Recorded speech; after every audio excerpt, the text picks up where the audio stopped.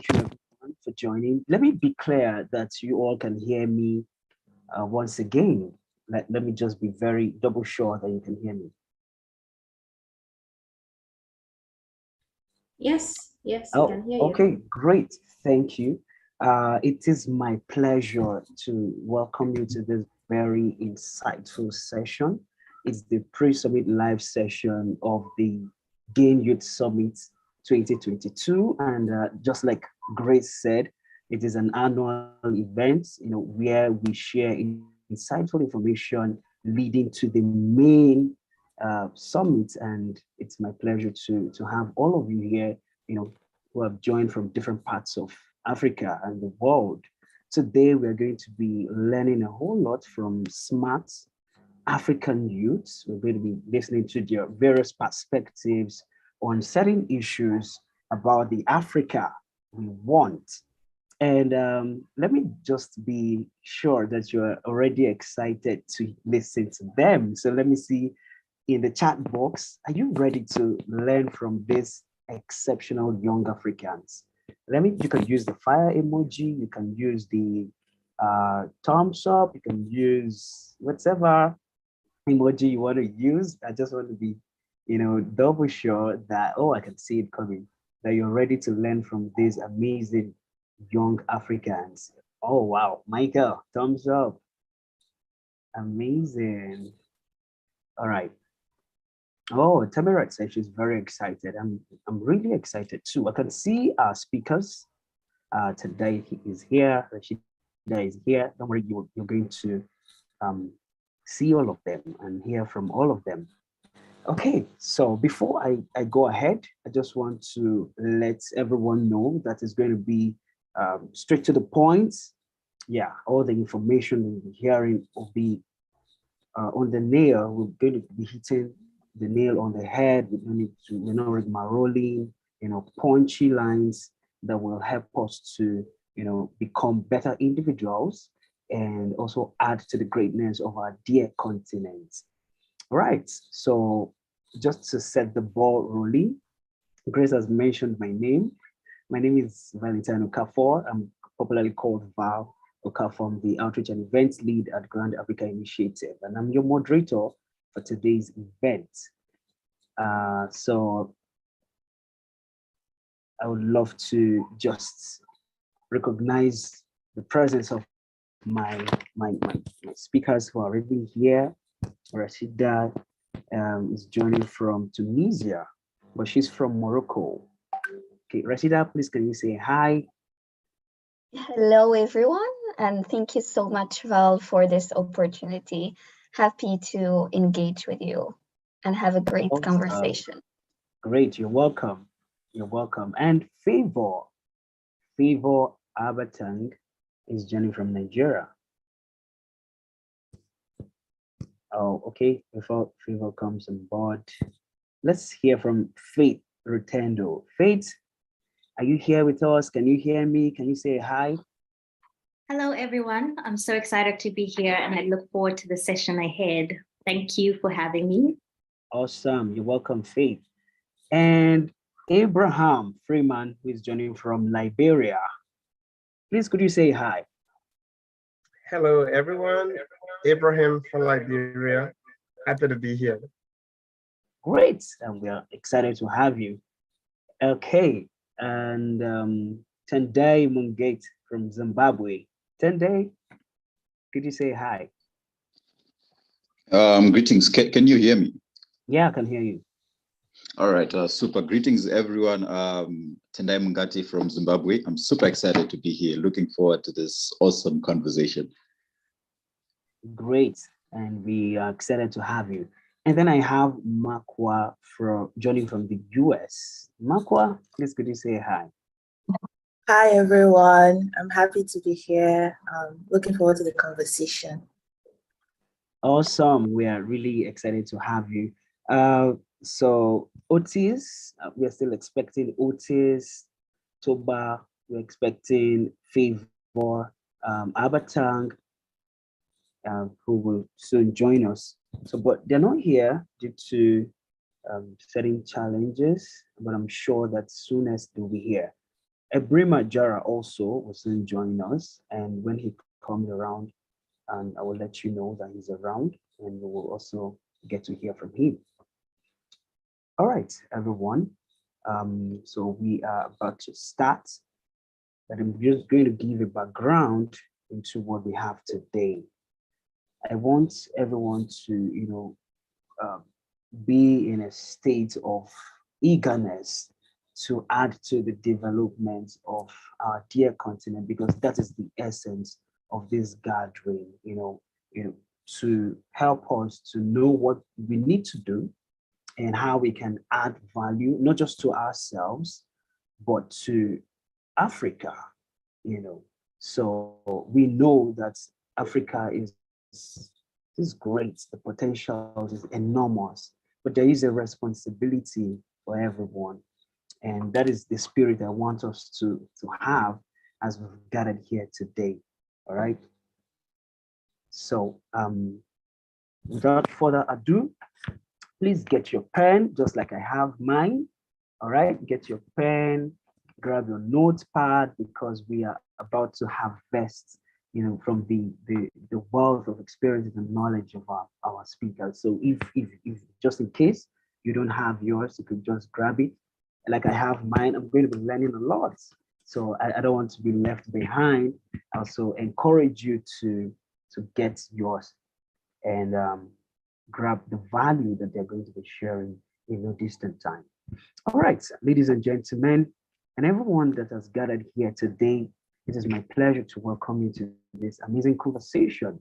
And like it's no longer news that Africa is richly blessed. I know that you know that. And not just in mineral resources, but also in human resources, especially the fact that Africa is the youngest continent in the world. I mean, that's a blessing if you ask me. That's a huge blessing. But then we know that there are a lot of challenges, that has, deviled the continent. However, these challenges are opportunities in disguise. But if only we can focus on the good and make them great. For us at Grand Africa Initiative, we believe that the greatness of Africa is hinged on peace, is hinged on entrepreneurship, and the development of the youth, which is why if you look at our theme for this year, that's the Africa we want, nexus between youth, peace, and entrepreneurship. This has informed the theme of our event. And also this pre-live summit session, because of the greatness of Africa, because we believe that it is hinged on these three major factors: peace, and youth empowerment, and entrepreneurship.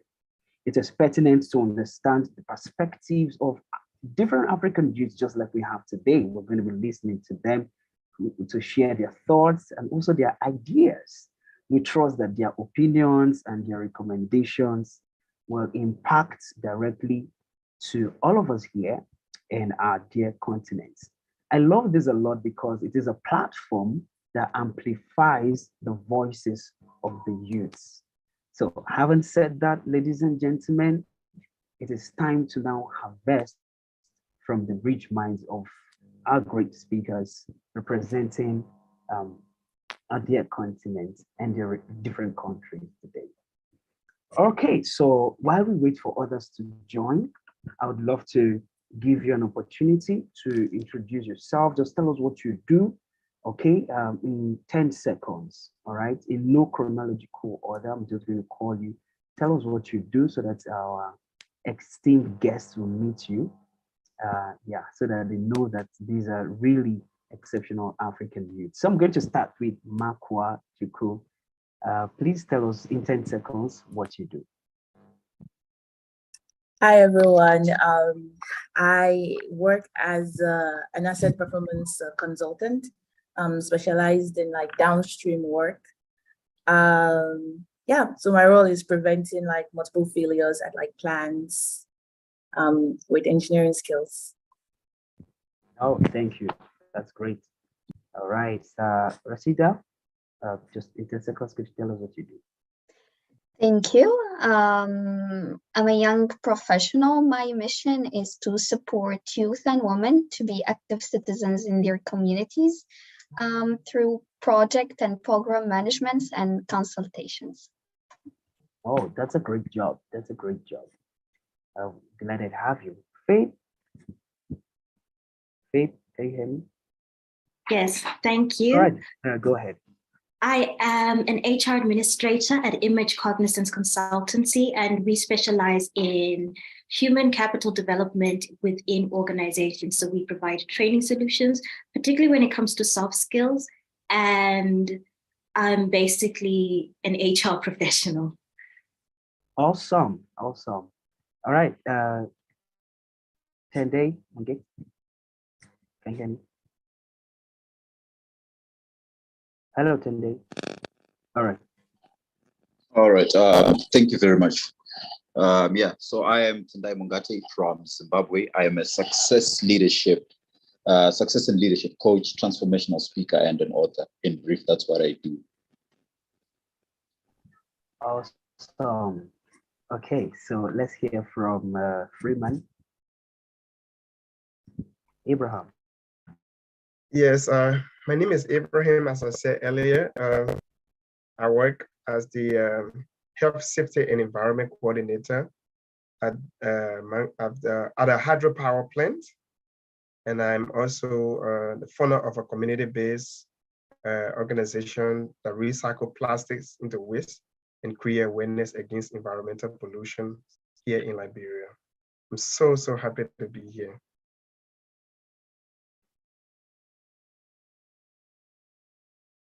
Oh, okay.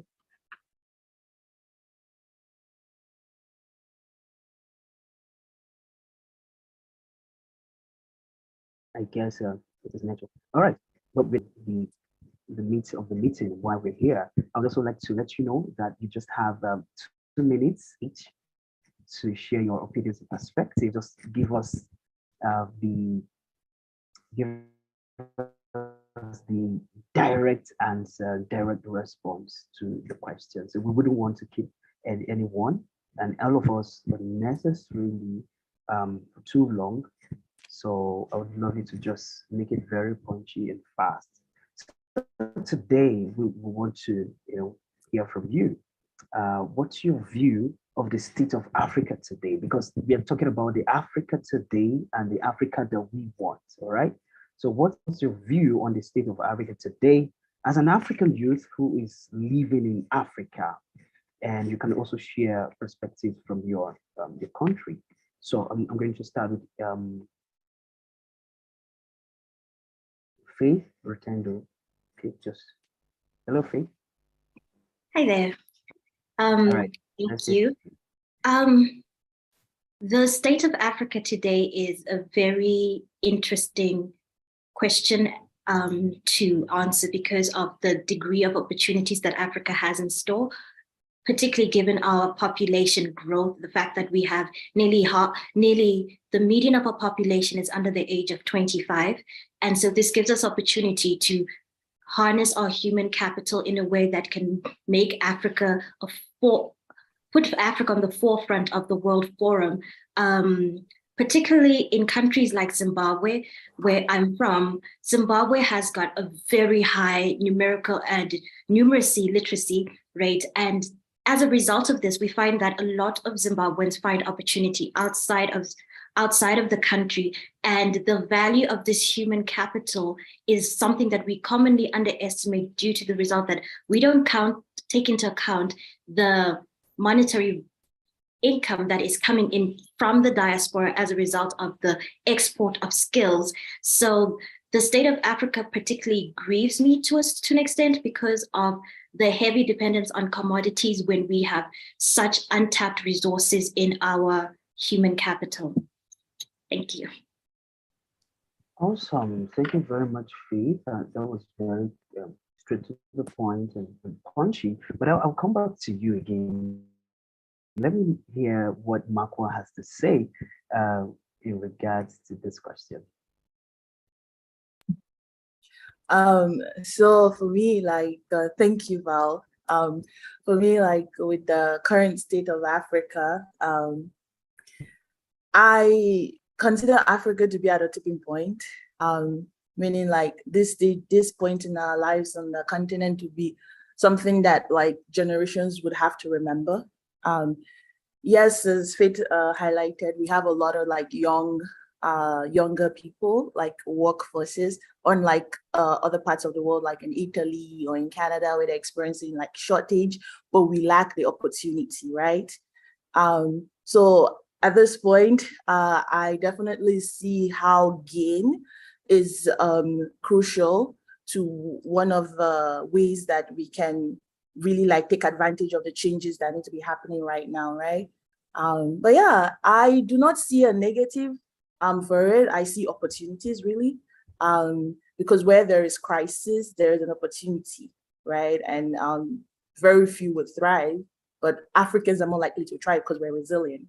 But yeah, that's my thought on it. Yeah. Right. Great submissions. I love the fact that you agree that where there are challenges, there are also opportunities.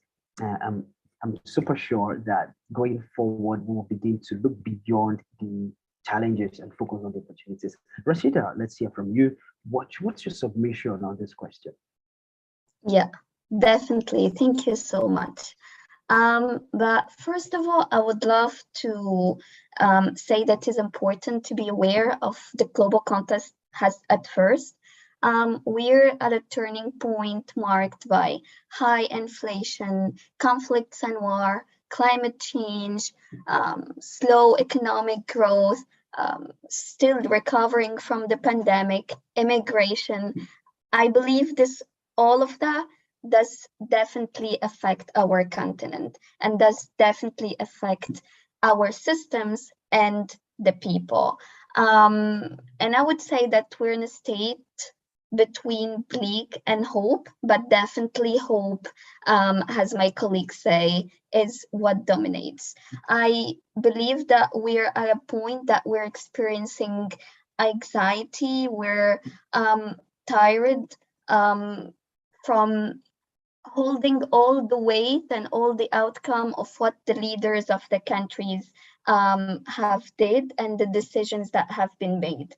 Just look at young activists who are tiringly working for their communities, despite the limited resources, despite all the challenges, yet it is still tiring for them. Let me just bring a bit from North African perspectives, and more specifically where I am in Tunisia. We're currently experiencing shortage of fuel, raising of food prices, and people becoming more despair of what we ended up by having just 18 people driving to the Mediterranean and ended up dying just 2 weeks ago. So we're still talking about radicalization, immigration, violence, extremism. We're still talking about brain drain and still talking about weak structure that we have in our region, in our continent as a whole. And just finish with one result, that people start to become angry, become disruptive, become revolutionary. And with this being said, it is a good opportunity to highlight the power of the people, that the anger, that this willingness to change the status quo is what will bring us hope and what will make our continent and our countries better again.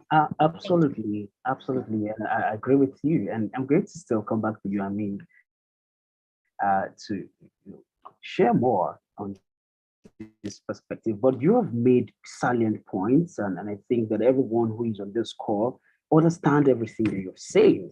May not be experiencing the exact thing that you're experiencing or other youths in your country are experiencing, but we also have different experiences, and we can all relate with what you're saying. But let's hear from Freeman, his own perspective. on this question. Hello, Freeman. Hello, thank you. And thank you to my colleagues as well. As everyone has said, Africa has this huge potential, and but the potential is also why I also like to be very optimistic. I also want to show that we have this huge potential of becoming one of the best continents because of our first population. As Fitz said, the median age of like African population is like 19 under 25, and by 2030, Africa will hold like 43% of the world youthful population. So that in itself is a huge population. I mean, it's a huge opportunity. But also with opportunity come great work. So our leaders and everyone on this call, we have a duty to create the Africa that we need, you know, and like Rashida have said, to stop the brain drain and people wanting to leave Africa. We don't really have much time in our favor, you know, to try to make the youth to love Africa and to want to stay in Africa.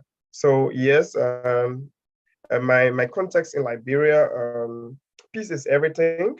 So a stable Africa like Liberia is something that can also promote the growth that we all think about for Africa. Amazing. Thank you very much, Freeman. Thank you for that. Tendai Muget?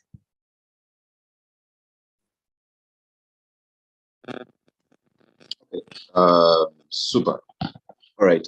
Thank you very much, Val, for this wonderful opportunity. All right. So I think looking at it, Africa, realistically speaking, you know, because of the perception that we have got even from Western nations about Africa, you know, there's bad branding about Africa, you know, in the media.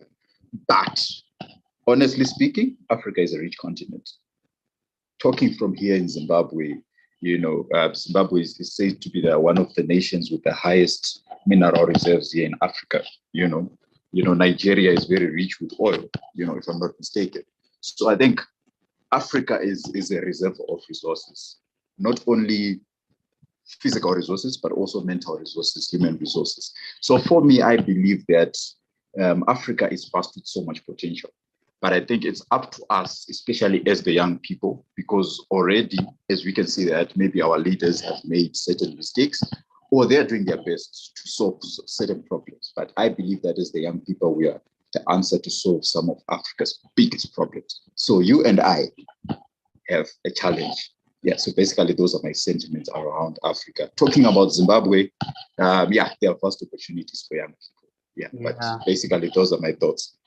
Yeah, exactly. The opportunities are so numerous, so numerous, irrespective of the challenges. You know, we just have to look beyond those challenges and focus on what we can do, you know, to take Africa to the next level. All right, so I'm just going to ask you again. Now we have highlighted some problems. We have highlighted where Africa is today. We want to talk about the specific things we want to see. You know, what are the specific changes that will occur in Africa? And then you would say, oh, there goes a great Africa. I mean, so we need specificity now, okay? So what exactly do you want in terms of transformation, in terms of change, you know, to happen in Africa? And I'm going to start from Makwa again. So what are those specific things you want to see in the continent of Africa? Yes, thank you, Val. So like when I think about the things that I want to see in Africa, okay, well, I can think of Nigeria first since I'm Nigerian, and then scale up. I'm from there. But the first thing I'm thinking about is like the young people realizing that if they're going to be part of this change and they're going to ensure that it's sustaining, that we all need to take a pledge for ourselves, right? Like we've had an opportunity to see what does not work for like decades, right? Yeah. And Yeah. this is where our perspective and how we proceed will become important. We should strive not to do what has already been done, but like innovate, right? So that's the second point. We have to innovate and be accepting of like technology, third, that would be there to like bridge the gaps in like some of the goals that we need to be reaching, right? Then I'm thinking about how like Africa is really culturally diverse, right? And we shouldn't, in the bid of like trying to model our continent after a Western nation, lose our culture. So I really propose that we learn to lean into like our various cultures and truly like exploit it for the richness, right? And if we really understand our culture, it's easier for us to innovate within it. If we're innovating within our culture, it's easier for us to scale up to nations. And if nations begin to scale up, it's easier for the continent, right, to begin to thrive as a whole. We also need access, right? Like no roadblocks when you are striving to like make a change. Like, I mean, challenges are good, but like let them be constructive, right? Like let it not just be like kill it, die. That's not what we want. It's like, okay, maybe we're not ready for it. When are we ready for it? How do we get ready for it? Right? That brings me to community. We need a community. And in this community, one where everybody is playing a different role. Everyone cannot be a leader. We definitely need people that are followers. We need people that are executors, right? We need people that are like innovators. But then building a community where like that connection can easily be seen and the bigger picture for the countries are like more perceived, right? And then last one but not least, investment opportunity, right? We can't particularly say all the people that have left come back, come and live here. Some people have forgotten what it felt like to live in their countries because of the time they left, right?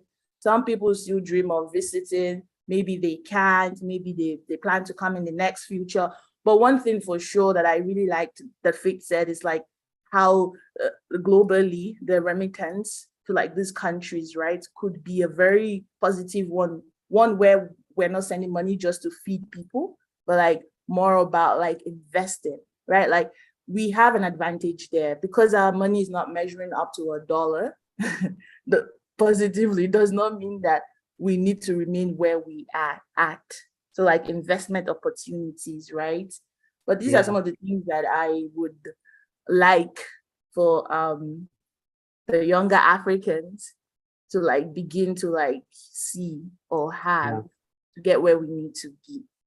Yeah, you've said a lot of interesting things, access, investment opportunity, and also to innovate. And, particularly you talked about, I know that for so many young Africans, if you give them an opportunity right now to go to another, choose a country of your choice. I'm super sure that, 80% would want to leave. But we need to ask ourselves this question: where you are running to, the place you're going to, who built it?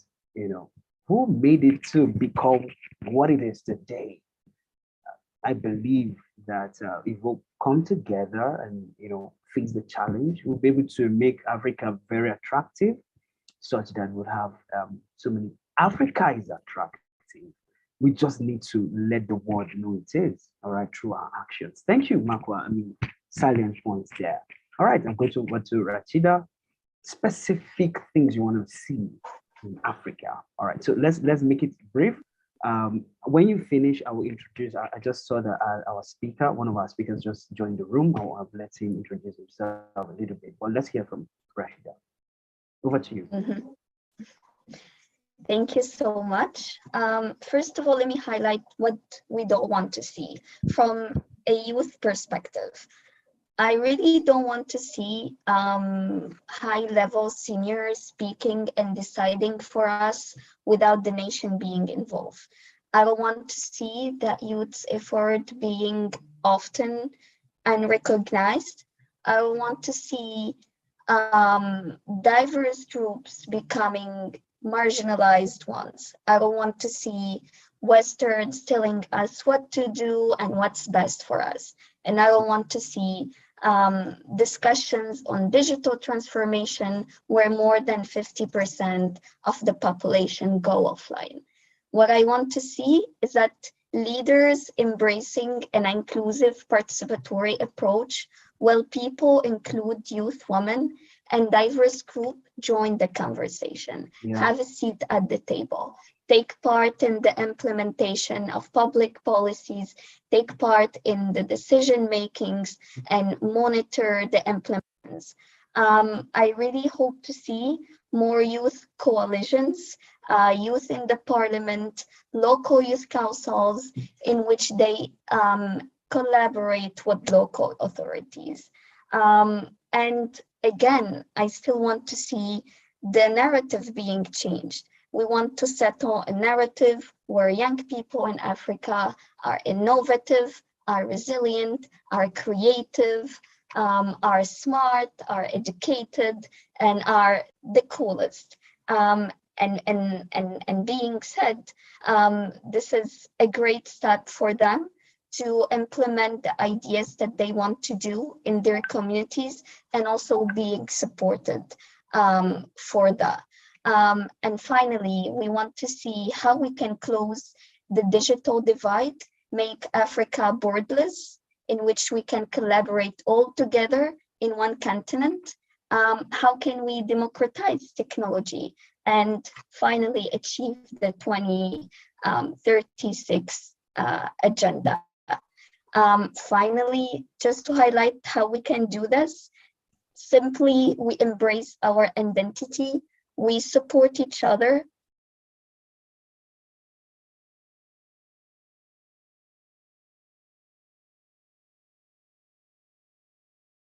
Oh, wow.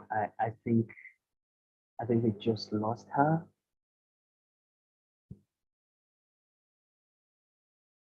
Wow, I think we just lost her. Can anyone hear me? Let me be sure it's not my own network. Yes, yes, we can hear you. Well, we can hear you. Okay, all right, great. Those were really salient points from Rachida. Just before her network kicked her out, she talked about youth recognition and youth participation. And we don't want people to just make laws and throw them at us. We want to be part of the policy making process. And that's what Rachida is suggesting. That's the kind of Africa she wants to see and live in. All right, so over to you, Freeman. The specific things you want to see in Africa, and how do you think these things can happen? Yes, thank you again. So this within no specific order, there are strategic area that African leaders should focus on in order to make Africa a continent on par with other continents. So I will talk about employment and entrepreneurship. Most time you see people are drowning in the Mediterranean Sea because of they feel that there's no opportunity back home. So they prefer going and drowning in the sea. So I think employment opportunities in entrepreneurship, like what we've been doing for the past 3 months, where you bring a group of Africans together to exchange ideas and talk about challenges and synergies, and also build power together. And then another thing that I think is specific is education and skills development. We found out that you see in China, it is not just all about university degree, but it is about a skill training that people can use the skills to change their community. So it's something that I think needs to be given top priority in Africa. Another pillar that we really need to talk about is health and well-being. The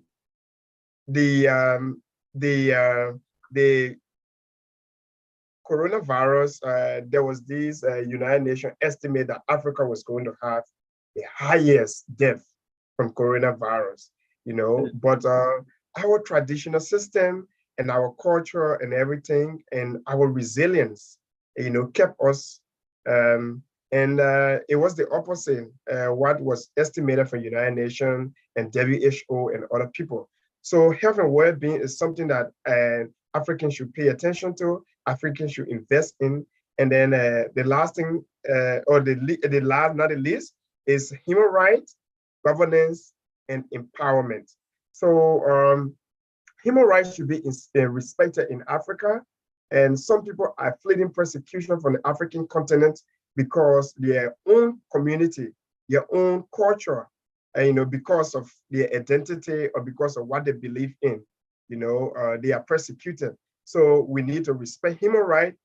We need to look at our governance, and then as well as equity and justice for every African. So these are priorities area that I think that if African leaders, including all of us on this call, paid attention to and advocate, we can have a better Africa. Thank you very much. Thank you, Abraham. Those were really salient points. Thank you.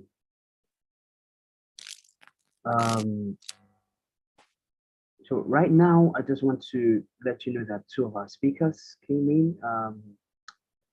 Ibrahim Jara, I think I saw him, and then Otis Toba.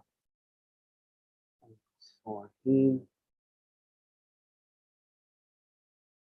Hello, Jara, can you hear me?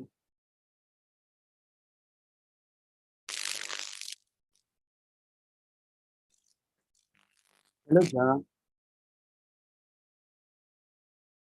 Oh, wow. Otis, Hi, Val. Sorry, I can hear you, Val. Sorry. Sorry if you're sharing a white screen. Kindly do that. Kindly close the white screen.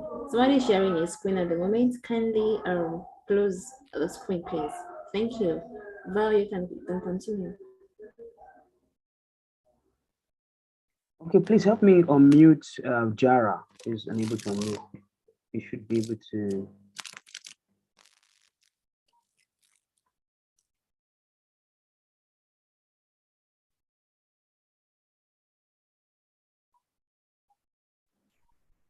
Hello. Hello, Jara. All right, thank you very much, and I'm very sorry for the technical issues. Okay. I'm actually was organizing an event today, and I just closed from the event and then have to just rush to catch up with this meeting because it's actually a meeting that is very close to my heart. You're welcome, and sir. I want to see myself participated in this meeting. So you're welcome. Actually, yes, thank you're you. Welcome. So yeah, so just briefly tell us, just introduce yourself to us, what you do, where you're joining from, all right, so that our audience can meet you. Yeah, go ahead. All right. Thank you very much for giving me the opportunity. And once again, my name is Ibrahim Ajara, and I'm a Gambian. I'm a born and brought up Gambian. I actually work as an executive director of the Soil Solution. That is a registered NGO in the Gambia since 2018. Additionally, I serve as a steering committee member of the Gambia National Soil Partnership, which is coordinated by the Food and Agriculture Organization of the United Nations. I am also the new country rep for the Young Professionals for Agricultural Development, and also the GAIN country rep, that is the Grand Africa Initiative country rep. And I actually hail from a rural family, and I was grown up there. I have to actually be able to balance my life, my school, my education, and then farming. Because in the community where I came from, you are not a man unless and until you are very good at the farms. Oh, wow. And I can remember in those days as a child, I used to be very good at the farms. However, I used to also be very good at school. So awesome. I don't know, because this was actually a blessing from God, because in my family, there was nobody who was able to tell me education is important and you have to go to school, Ibrahima. So all that I do was just my commitment in education, because maybe God was guiding me somehow. And I was able to graduate because there was no single day that I have to go to school without going to farm, or there was no single day that I have not to go. Inspiring, Gerard, inspiring. I mean, this is very inspiring, but just because of time, we would, just, make do with the information that you've shared, and we really celebrate your resilience. Thank you so much. I'll get back to you and other things you need to share your opinions on. Okay, so Otis, please go ahead. Otis Toba, if you can hear me. I'm so sorry that I'm actually joining the process late. I'm currently in Kigali. I had a meeting today with one of the partners here. I'm so sorry for that. So you can just probably come back with the question and then I can get a response to that. I'm so sorry. Thank you. But we'd just love to know what you do and where you're joining us from. Say? We'd love to know what you do and where you're joining us from. Oh, greetings to everyone across the continent of Africa. My name is Otis Topatao. I'm a Liberian international student based in Kigali, Rwanda. And I'm the founder and executive director of Jonah Topa School of Leadership and Development, the chief executive officer of Tao Global Consulting. I'm an author of 2 inspirational books, Unique Potential of a Pragmatic Leader and The Undefeated You. And I'm an international speaker. Yeah, and that's just it right here. I don't want to go too much. Thank you very much, Otis, and it's a pleasure to have you join us. Favor Abatang. Favor, can you hear me? Hello, Favor, would love to meet you.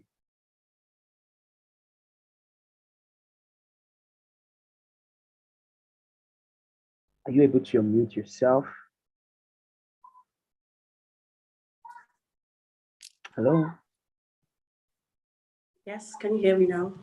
Yeah, Favor, please go ahead. I would love to meet you, what you do and where you're joining us from. Good evening, everyone from Nigeria. My name is Favor Abatang. I am joining you from Cross River State, Nigeria.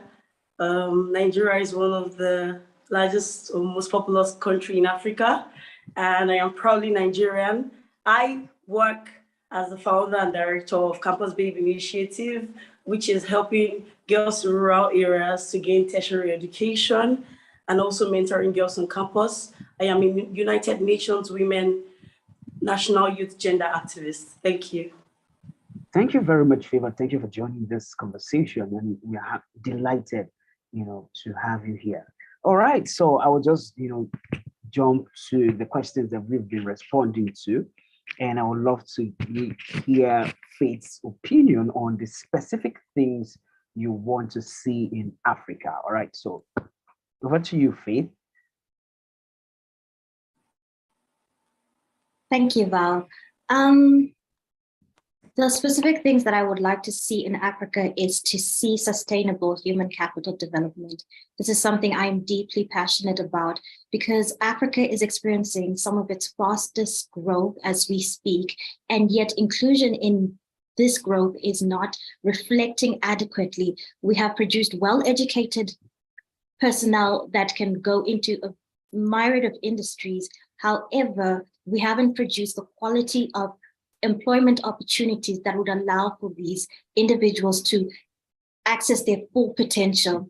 According to the World Bank, only 40% of Africans in sub-Saharan Africa will reach their full potential in their lifetime because of systems of structural violence that we see.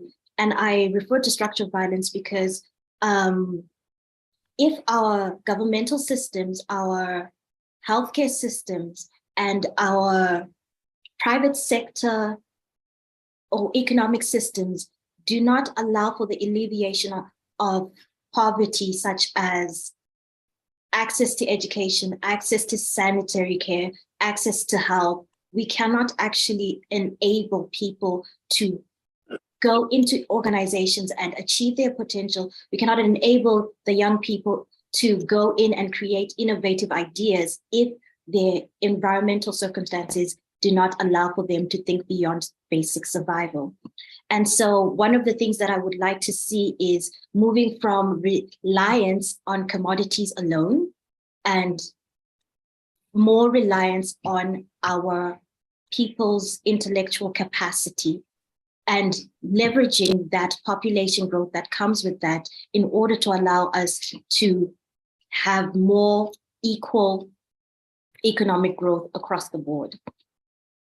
Wow, thank you very much, Faith. I love the fact that you talked about focusing more on what lies in between our ears than what lies under our feet. And I think that's a major problem if you look at, you know, the continent of Africa and even developing world nations across the world focus more on commodities. And I know that the magic is here. And if we can focus right here on the human capital development, our mental capacities, we'll be able to do exploit and achieve great things. All right, moving forward, I'll just call on Mungate. Let me hear your own specific things you want to see in Africa.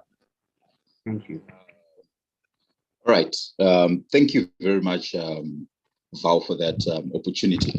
All right, so basically, I think the biggest problem that we have in Africa, I think most of the problems have been raised, you know, trying to repeat what other people have said is quite taboo.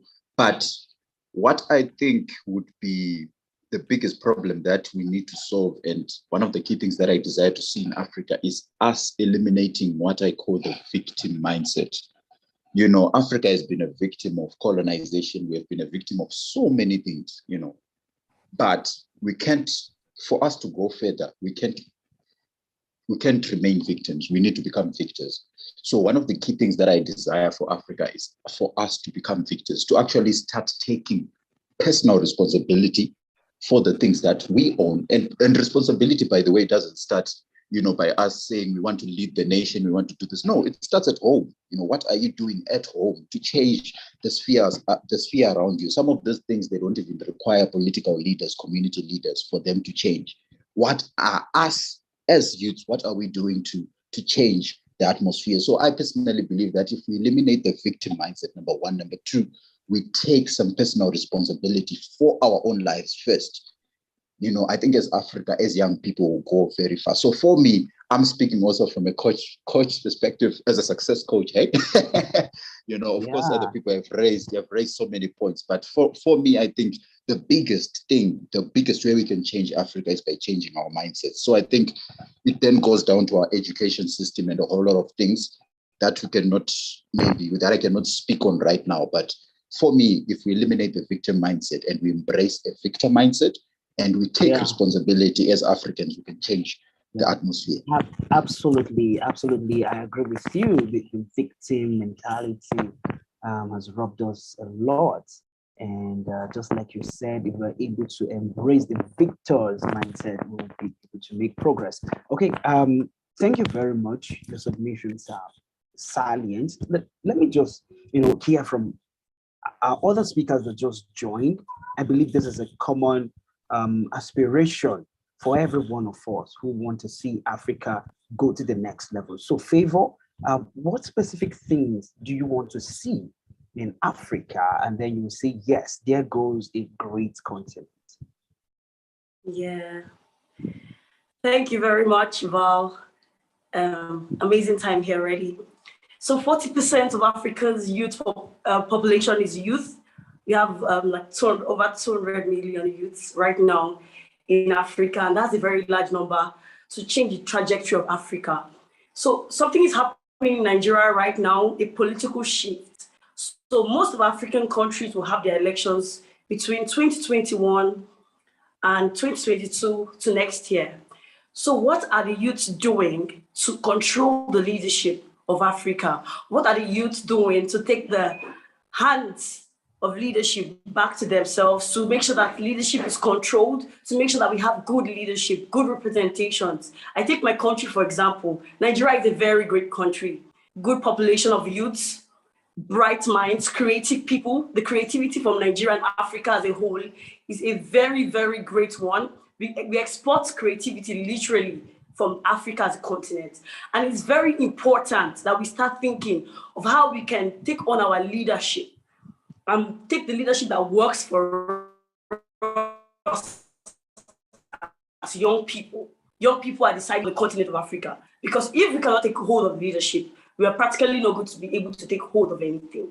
So that is important. Just as Nigerian youths are doing, I'm asking youths across the continent of Africa to take over the leadership, to make sure that, yes, you have who you want seated in power and the person is listening to you. I mean, in Nigeria, we had a strike that kept students at home for 8 months. 8 months is a long time. And the government still held on their elections. The government still had everything they needed to have. They were still paid salaries and lecturers were not paid. So I think it's time for young people to think about leadership. And that's what Nigerian youths are doing. And I'm advising Africa as a whole. African youths, wake up. Thank you. Yeah, thank you, Favor. You know, this is very important. And just in case, as an African youth out there, power resides in your hand. You know, these leaders depend on your population. They depend on your power to be there. So it's time to use your head. It's time to be very, very sensitive. You know, without you, they wouldn't be there. So you have the power to install whoever will pilot the ship of Africa, of your nation, of your country. And Favor has said it all, and I wouldn't want to belabor the point. I want to hear from Otis Toba. What do you think will make Africa great in terms of this XYZ? You know, what are the specific things you want to see as an African youth? And then you say, I'm proud of Africa. All right, let's hear your opinion. I want to speak from a different perspective, and I think the essence of living from your country to another country is to have different experiences and, you know, capture different ideas. And so as a proud African, I want to tell you that the aspect of business entrepreneurship is something very phenomenal. Out of my stay in Kigali, Rwanda, I do understand that one of the major factors that help boost the economy of this country is young people being focused when it comes to business. That's something so phenomenal. I know we have a lot of issues when it comes to leadership. I choose not to talk about that, but I chose to talk about investing into business, changing our mindset and understanding that we young people need to invest and become entrepreneurs. We have to get into the aspect of business to be self-employed, to spice a need of generating income for self-sustainability. Now, holistically, if I do take a picture here in Kigali, Rwanda, one of the conference called Youth Connect that was hosted here, you have thousands of young people across the continent of Africa was actually here. I try to understand that from the president of this country, that 60% of a factor that influences a proactive economy here in this country has reliably been focused on young people involvement into business, to be honest with you. So in Africa, I personally want to see young people being proactive in the aspect of business development, entrepreneurs, you know, and this comes in two directions, two focus. One has to do with young people, the aspect of government creating the avenue for young people to venture into the aspect of business. And that also, another aspect have to do with we young people having the mindset. Everyone cannot be an entrepreneur.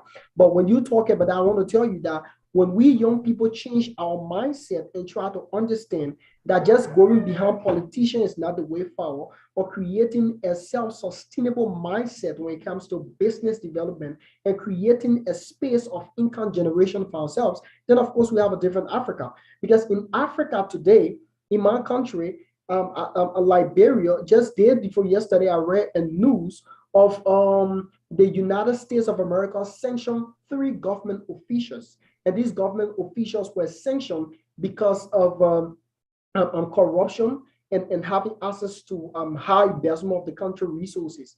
So guess what? If a country the country of the world greatest economy, the United States of America, sanctioning people based on squandering opportunities that should be given to the poor masses.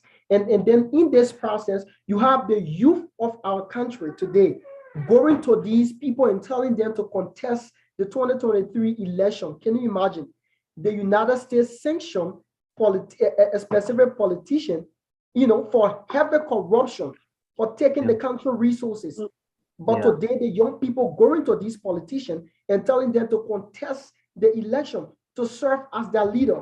I mean, what sense does that make? But I want to see it from the other angle, that it is because they are not self-sustainable. They don't have access to doing nothing. So they want to be a ballot-driven people to go to this politician. So the best way out, in my case, is young people change their mindset and be able to understand that business pay. You can be an entrepreneur. You can have something doing.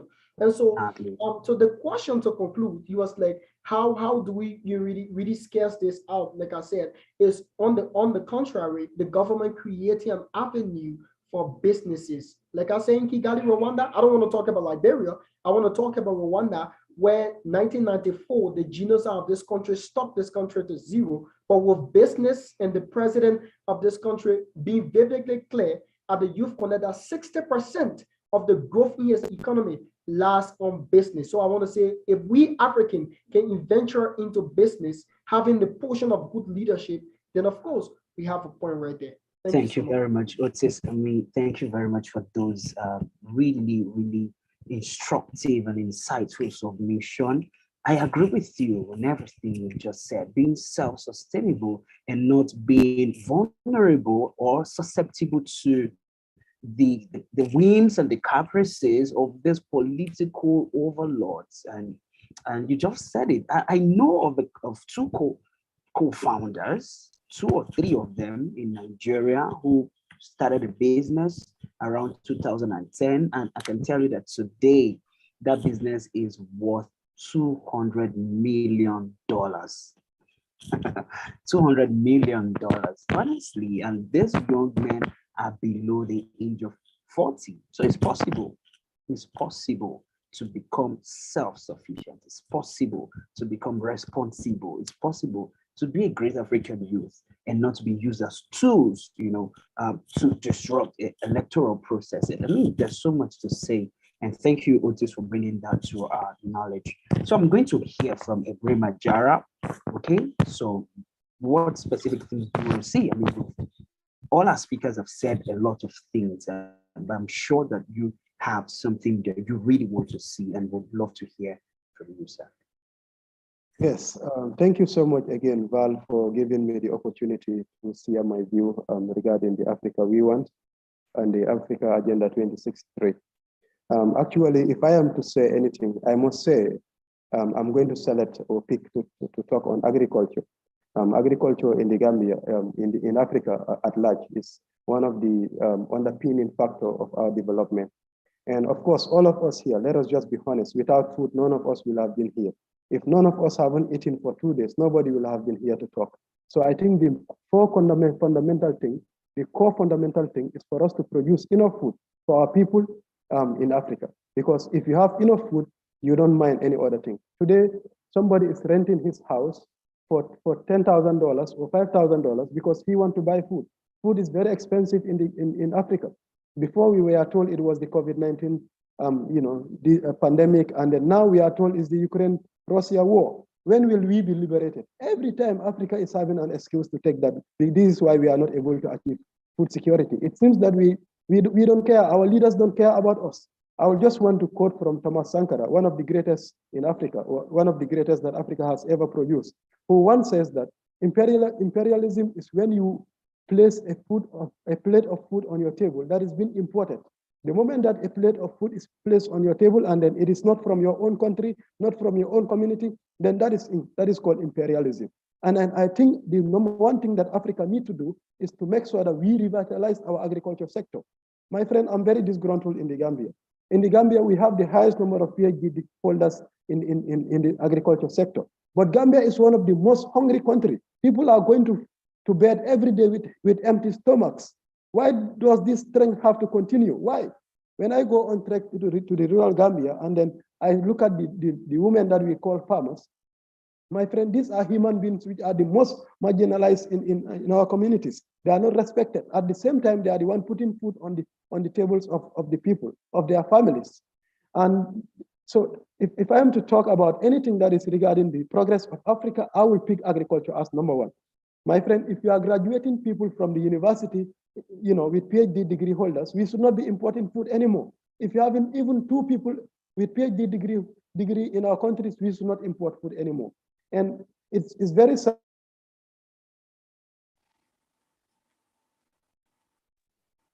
Oh, wow.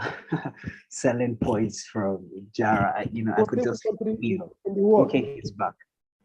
So this I think agriculture is number one that we need to address as Africa. And in order for us to proceed or to progress, we must address our agriculture. Our lands are being degraded.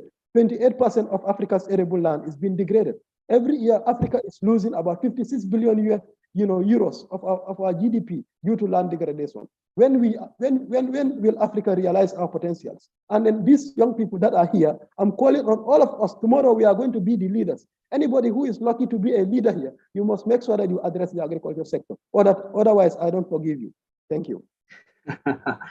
Thank you, Jara. I believe that the African young people here are ready to, create a change. And that's the essence of gathering here, to learn, right? To draw from all your submissions, to draw from your experiences, to make their lives better. So I believe that, yes, we are going to do the right things, and we're going to prioritize what is important to us. Hello, you talked about agriculture, and I agree with you that we need to also produce what we can consume. If we're able to produce what we consume enough, and also to export, we'll make so much money. So Jara, I agree with you on that. But we need to move forward. Just forgive me, I need only 1 minute to just submit. I'm going to come. Just 1 minute. Sure. I'll be back to you. Okay. All right. Go ahead. Okay. So I just want to address a comment that I saw on the chat from Tamirat. He said we have land resources. Well, I'm happy to unveil to you that in Africa, we have a lot of land, especially the Africa south of the Sahara. We have about 2,000 plus hectares of land that is available for agriculture. But let me tell you that 84% of this land is facing serious soil fertility problems and then other limitations that is hindering production capacity of farmers.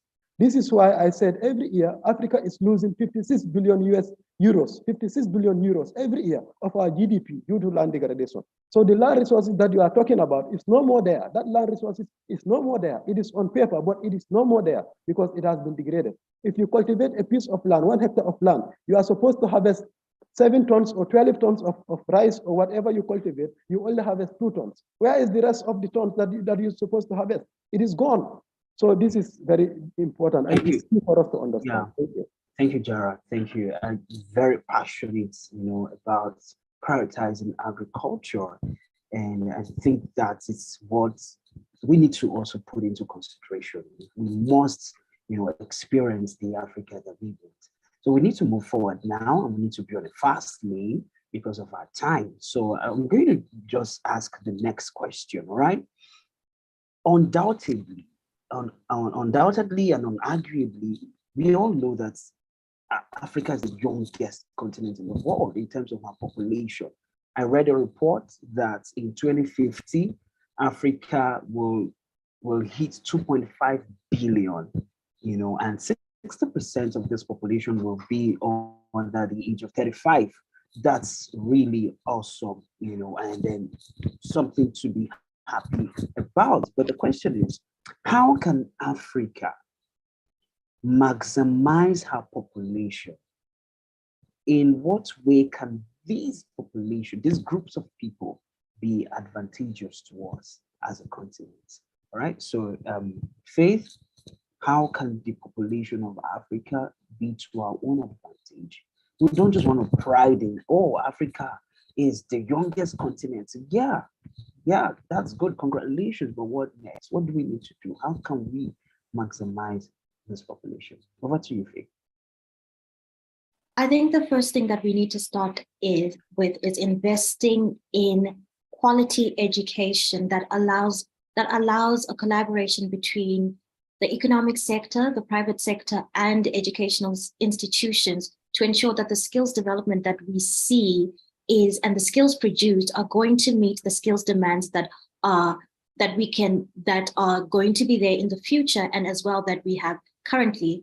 The nation that comes topmost in mind is South Africa, because of their they had an IT skills deficit and still do, and yet it is one of the fastest growing IT skills country in Africa as we speak. And so if we invest early in education, from basic education in primary school, and ensure that smaller cohorts of youth have got enhanced skills, this would mean that we are not just only allowing for addressing STEM fields, but addressing vocational skills that are being developed throughout different countries. If you look at Zimbabwe, any direction you drive, you'll find that there is a vocational school. There are vocational high schools. In order to build skills, we need to ensure that we're not just focusing on the degree programs or certain educational fields that are expected. We need our architects, we need our painters, we need our creatives, we need all fields to be empowered. And we need to ensure that we are meeting Africa's global competitiveness goals. As we speak, Africa has one of the lowest global competitiveness indices because of our healthcare and our primary education. And if we start there and invest there, and if we go from that investment and move away from debt equity, from debt financing for our small businesses, and delve into equity financing with venture capitalists, ensuring that governments allow for security for investors to come invest, we will see tremendous growth within our countries. We'll see development that we desire. Absolutely. Thank you. Thank you very much, Faith. I agree with you. Investment in education, we cannot have a large population of uneducated people. And I love the perspective it came from. So yeah, we need the professionals. We will need, to equip these other ones who may not have the opportunity to go to a formal educational institution. They need to learn skills. They need to grow, just like China. A young person in China will be able to fix a phone without necessarily getting a degree from the university. So if we're able to, invest in them academically, in terms of skill acquisition, we'll be able to maximize it. Thank you very much. But before I call on the next person, let me be sure that everyone is following and enjoying the session. Please let me know in the chat box. Has this been amazing for you? Has this been phenomenal? How do you find the conversation that we are having this evening? Mind-blowing, exceptional, insightful, educative? I would love to know, so that, great. Could you type? Great. I love the responses. I'm getting ready. Educative. Okay. Somebody said that it's been great. Awesome. Great conversation, mind stimulating. I'm really grateful and happy as well that you're all getting value. Thank you. Okay, Rachida, I'll just move to you. Can you in 40 seconds, tell us how our population, can be maximized? Thank you so much. And I just want to share that participants' comments do really matter, and they are very solid. Just want to start building my ideas on Tamirat's comment, saying that interesting Africa should wake up from a victimized mindset of colonialism. And from here, I recall the idea of how it is important to change the narrative and to change the mindset and to embrace our identity as African, especially we as young people. we should again acknowledge how creative, how innovative, how rebellious, how are we the driver of change, that when we promise, we deliver. And accordingly, this is something that makes us unique as young Africans, because we are the youngest in the history and in the world. Imagine how powerful it is to go to the streets and take part in the rooms of power as decision maker. Isn't it powerful? Isn't it massive? And when we build and change this narrative, young people will be more than proud to represent their countries elsewhere, to work and to be consistent with their products, with their innovative projects,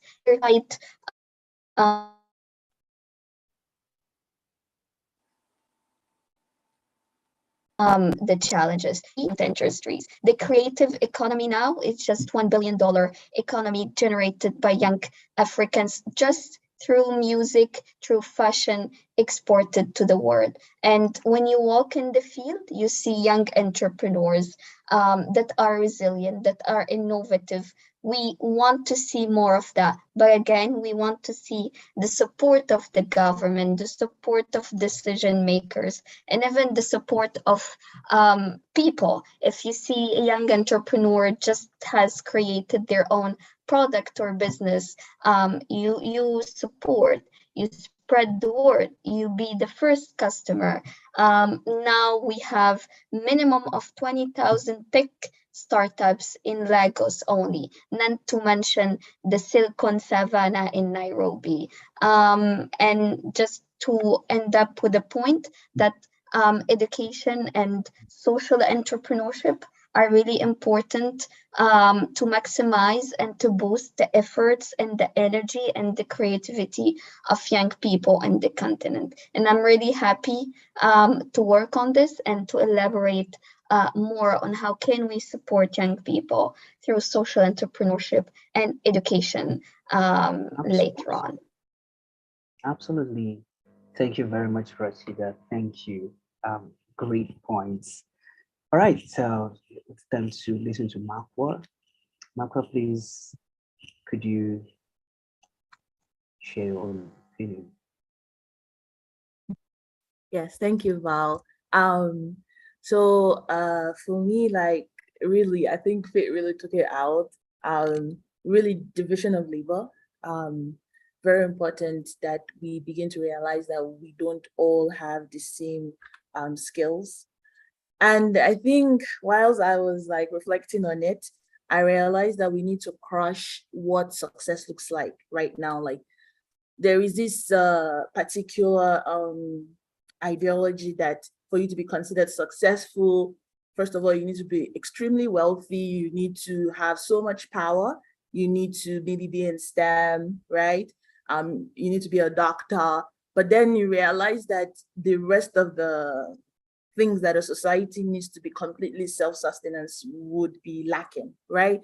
And that's because our community has not done a good job at letting kids, right? Because it starts from childhood, letting kids realize that you can thrive, and this is how you can thrive in this area that you choose to explore, right? The second thing that I definitely think could help is we need to become more patriotic, right? Like patriotic in the sense that the reality is there will always be challenges, right? We solve this problem today in Africa with like poor leadership and like engaging the youth. There is going to be another problem as a result of the solution that we present. But now the question is, how do we begin to shift our mindset of like continuously like practicing grit, right? Like how we practicing grit, how we still retaining the creative exports that Rashida like really highlighted very well. Because when you see Africans outside the continent, they thrive. Now the question is, if these people are thriving here, why are they not thriving at home? It's not because of them, it's because of the system we had in place, right? And last thing I wanted to highlight would be like free trade, right? we cannot expect the rest of the world to respect us when we haven't respected ourselves. You know, like, you cannot expect when you go to Europe to be uplifted when in your own continent, within our own various countries, we're still like kind of like dragging ourselves down instead of coming together to like share resources and grow, right? So that's some of the things that I think we need to like really tap into as youths to be very advantageous with like this stage that we're at. Because I feel like this point in our lives are like really important for like even maybe 10 more years to come, God sparing us. Yeah. But yeah, those are my thoughts. Thank you very much, Marco. Salient point indeed. I'd love to hear what Freeman has to say. Freeman, what's your own opinion on, you know, maximizing the population of Africa? If you can just limit it to one or two things, so that we'll give time to others to speak. Thank you, sir. Yes. So, in order to tap in the resources and the potential for African youth, youth development initiatives should actually look at 3 key areas, like I said earlier. We call 3 E's: the education, entrepreneurship, employment. But then the 3 E's should actually be cognizant of, or they should be guided by evidence-based approaches. Africa have context, you know. Most time we just borrow. We just borrow from the Western countries, we borrow from Asia, you know, and then we actually somehow downplay our own traditional knowledge system, you know, which made African continent to have thrived, right? Even before the slave trade. So we should actually invest into, or our youth approach activities should be guided by evidence-based approaches, you know, using our knowledge system, our traditional knowledge system, you know, and like one of my colleagues said, patriotism is everything, you know, and if we actually look at these places, then we are doing justice to Africa and the generation after us. Yeah, I agree. Thank you very much, Freeman. Moon Gates, what do you have to say?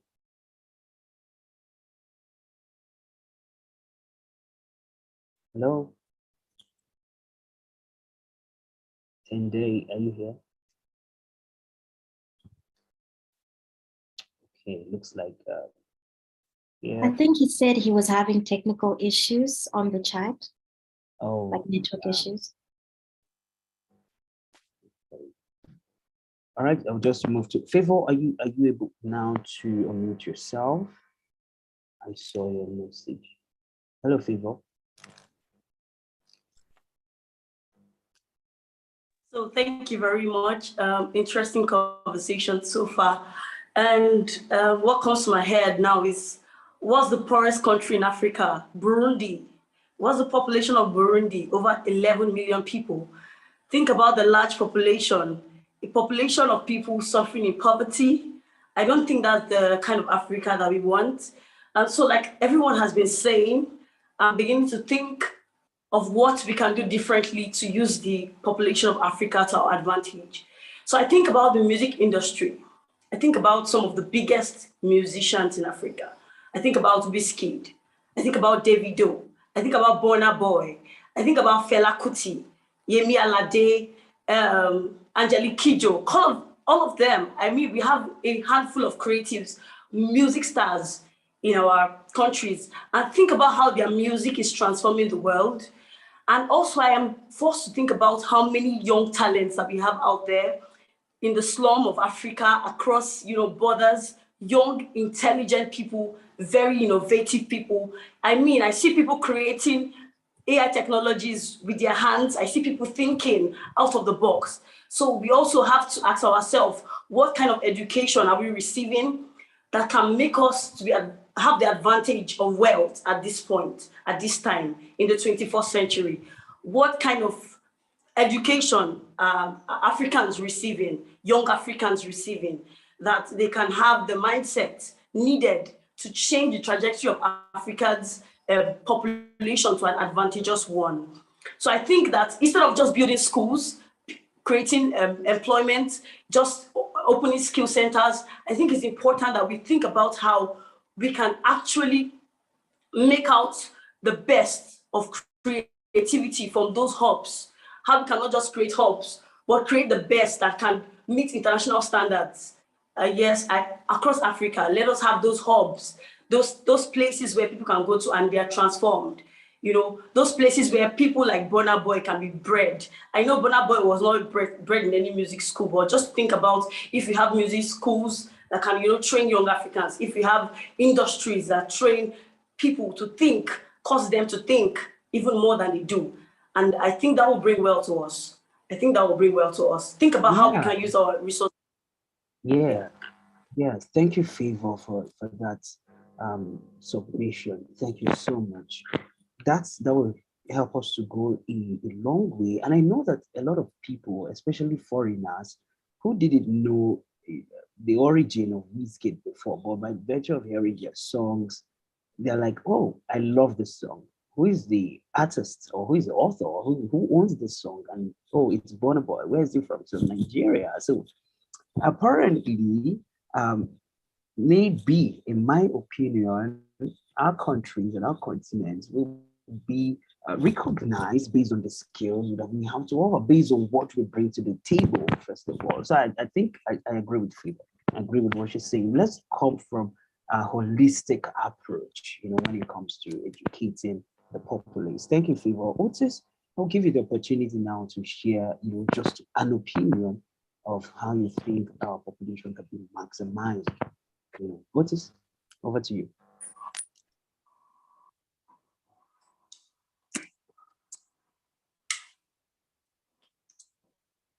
Oh, you're muted. You're muted. Yeah, I just muted myself. All right. So thank you so much for the opportunity. I deeply appreciate that.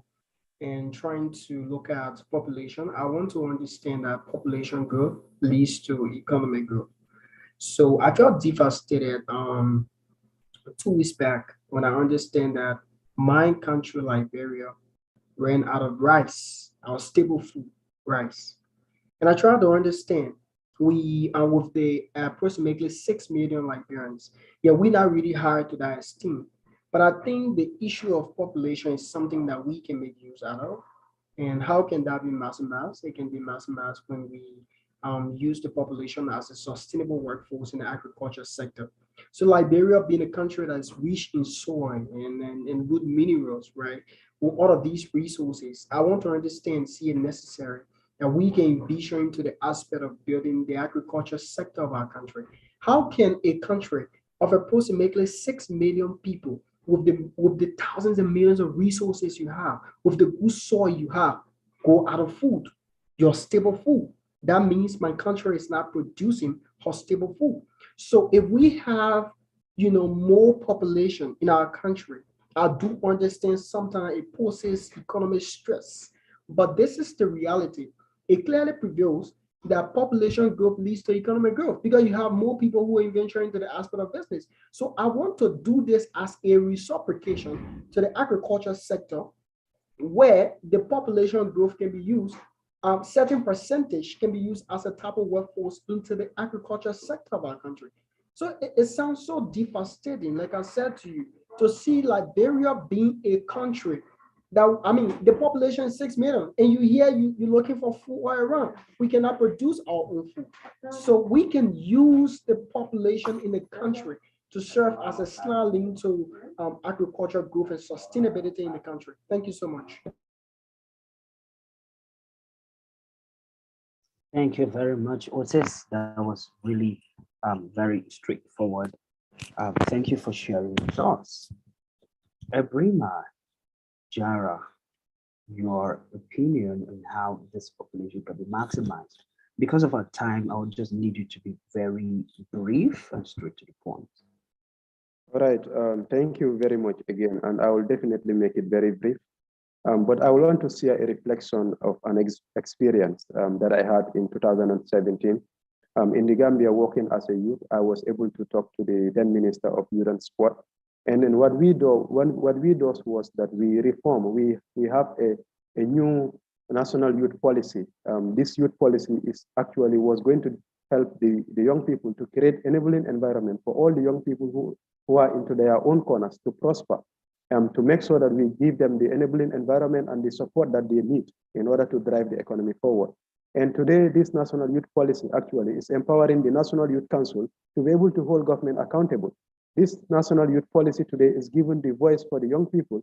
Whoever have problem can actually take a phone call and then call the National Youth Council to relay your concern or your complaint to the Youth Council. And then the Youth Council is going to be able to relay this problem to the National Parliament, to the Parliament of the Gambia, where the issue will be addressed.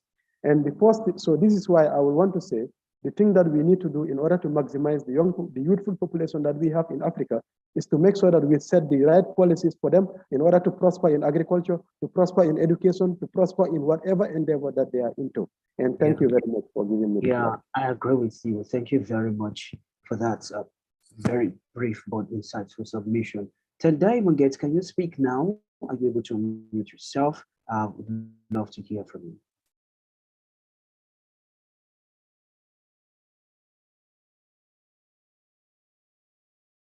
Hello, Munget.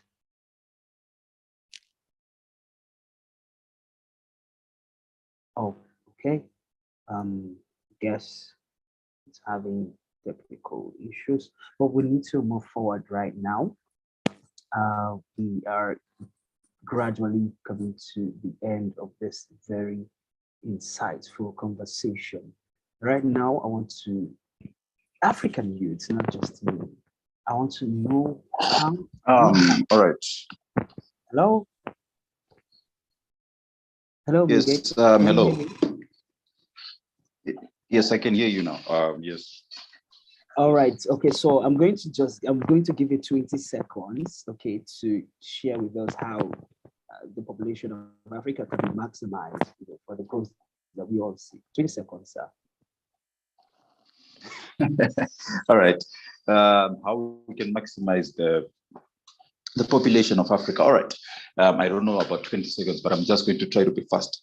So I think that the first key thing we need to do is, because Africa is one of the greatest continents that is endowed with people with so much education, with so much skill set.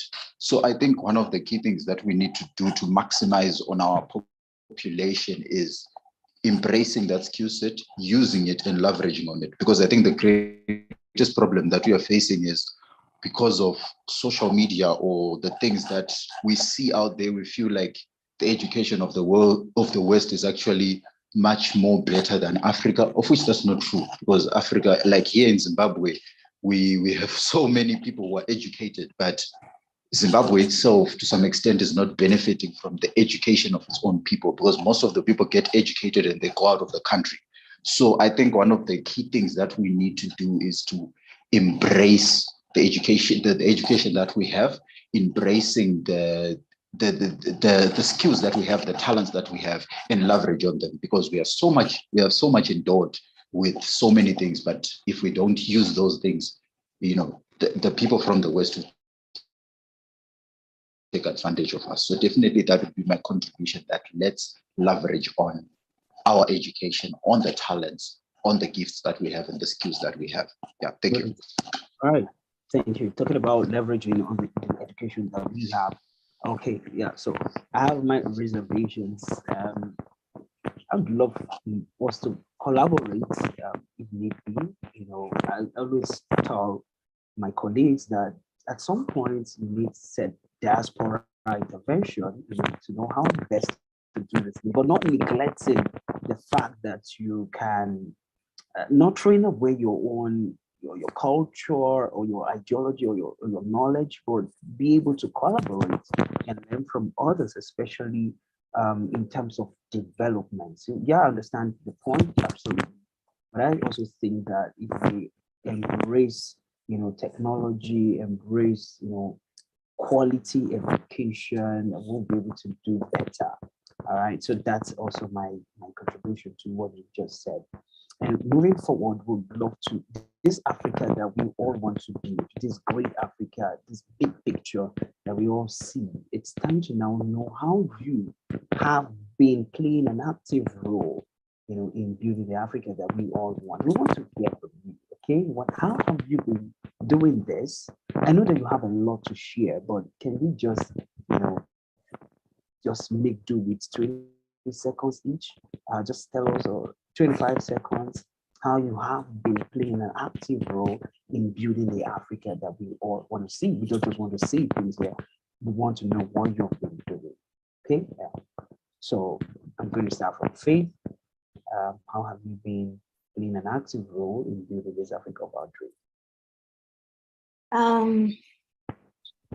As I mentioned before, I am an HR professional and I am an aspiring industrial psychologist. And because of the field that I have chosen, I have started with skills development with the organization Image Cognizance Consultancy. And this is particularly in terms of building of soft skills that are often lacking in young individuals when they go into the job market. And this also deals with organizational development and change management. I think ultimately the Africa that we want to see, we're not going to see the change we're looking for on a macroeconomic level if we don't start on a microeconomic level. So in my own capacity, I've made sure I've put myself in volunteer positions that have also aided in assisting the African youth, particularly when it comes to mental health care for African youth, but particularly when it comes to challenging unhealthy social norms that limit the growth and well-being of African youth around me. So Awesome. That's the long and short of it. Awesome. Thank you very much, Faith. And that's we hope we know that, and we hope that in future the impact that you're creating will just be so large that a lot of people will experience it. You're doing a great job, and just to inspire an African out there that they can also be part of the people who are impacting Africa, not just to complain. All right, Rachida, over to you. Thank you. I would really want to take this opportunity to focus on the how I or we as young people achieve the bigger picture of how Africa we want it to be, rather than the what.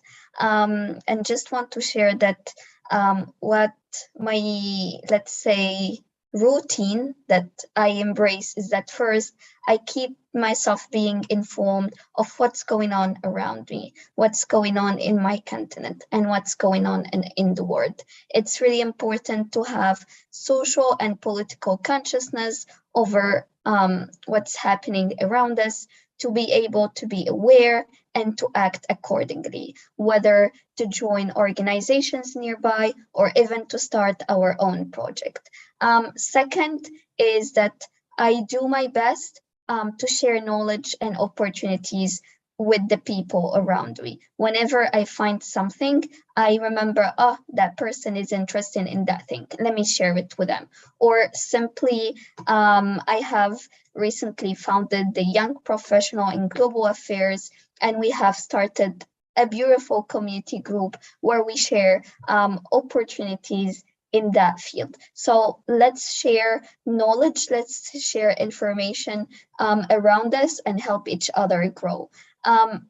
Third thing is to make a balance. I know that working in civil society, looking for opportunities here and there, trying to grow, trying to learn, all of this at the same time is exhausting. So it's really important to give ourselves credits for this and to give credits to others who are doing their best, because being an activist or being an actor, trying to achieve this bigger picture is absolutely tiring. And finally is to really open up to new environments around you. I know sometimes we have limited resources, internet, power, people around us, especially when educated and knowledgeable, mostly of the people leave the country. So let's make the use of internet we have, of LinkedIn, and try to discover and see what we are interested. Personally, it took me just 30 seconds.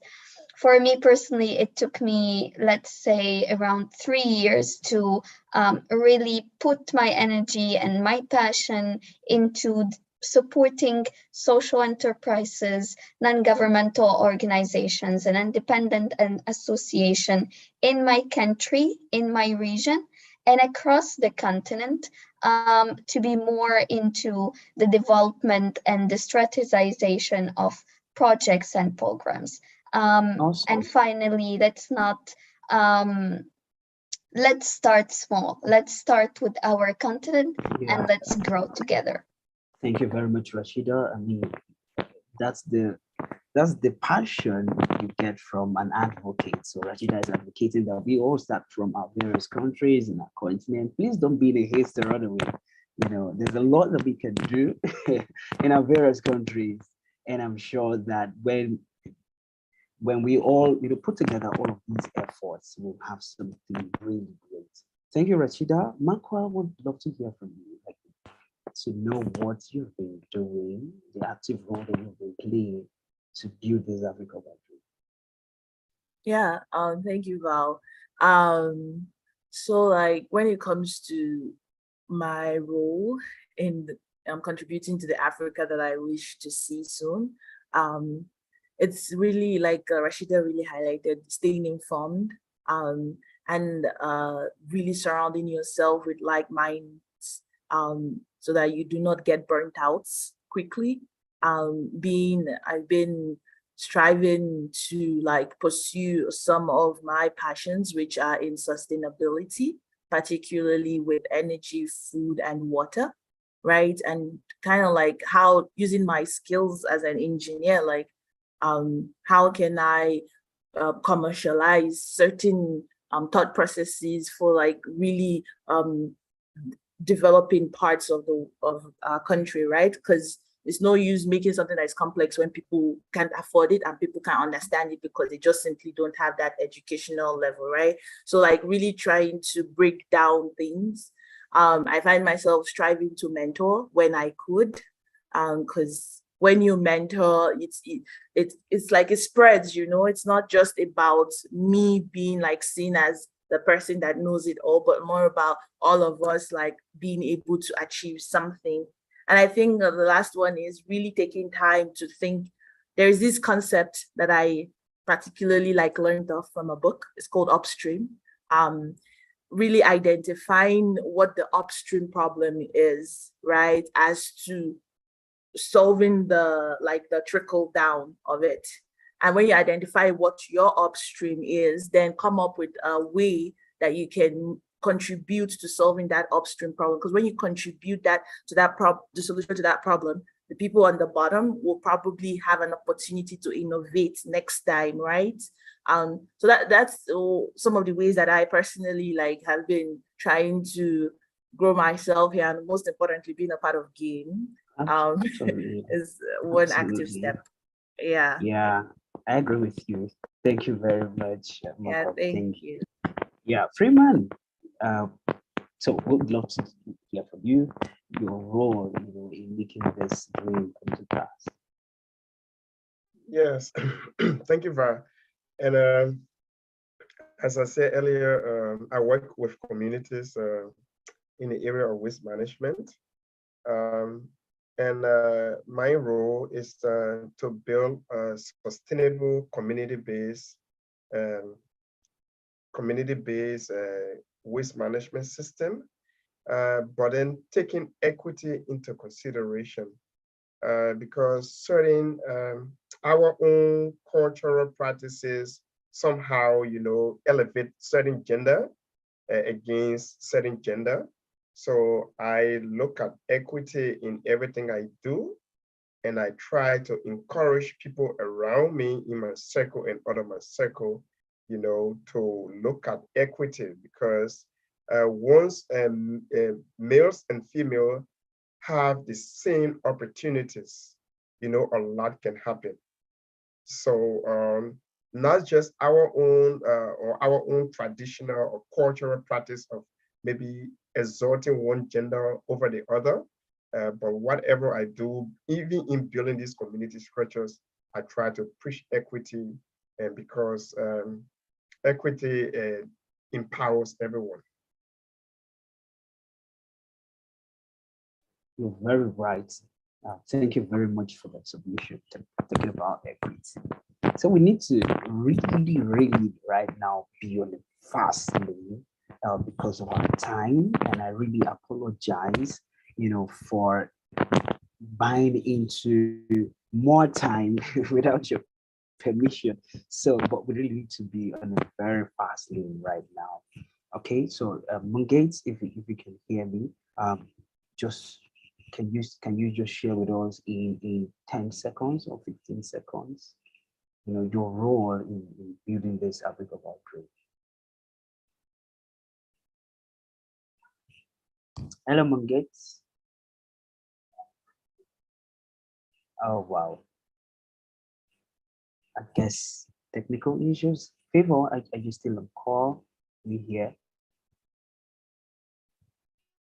Hello, Favor.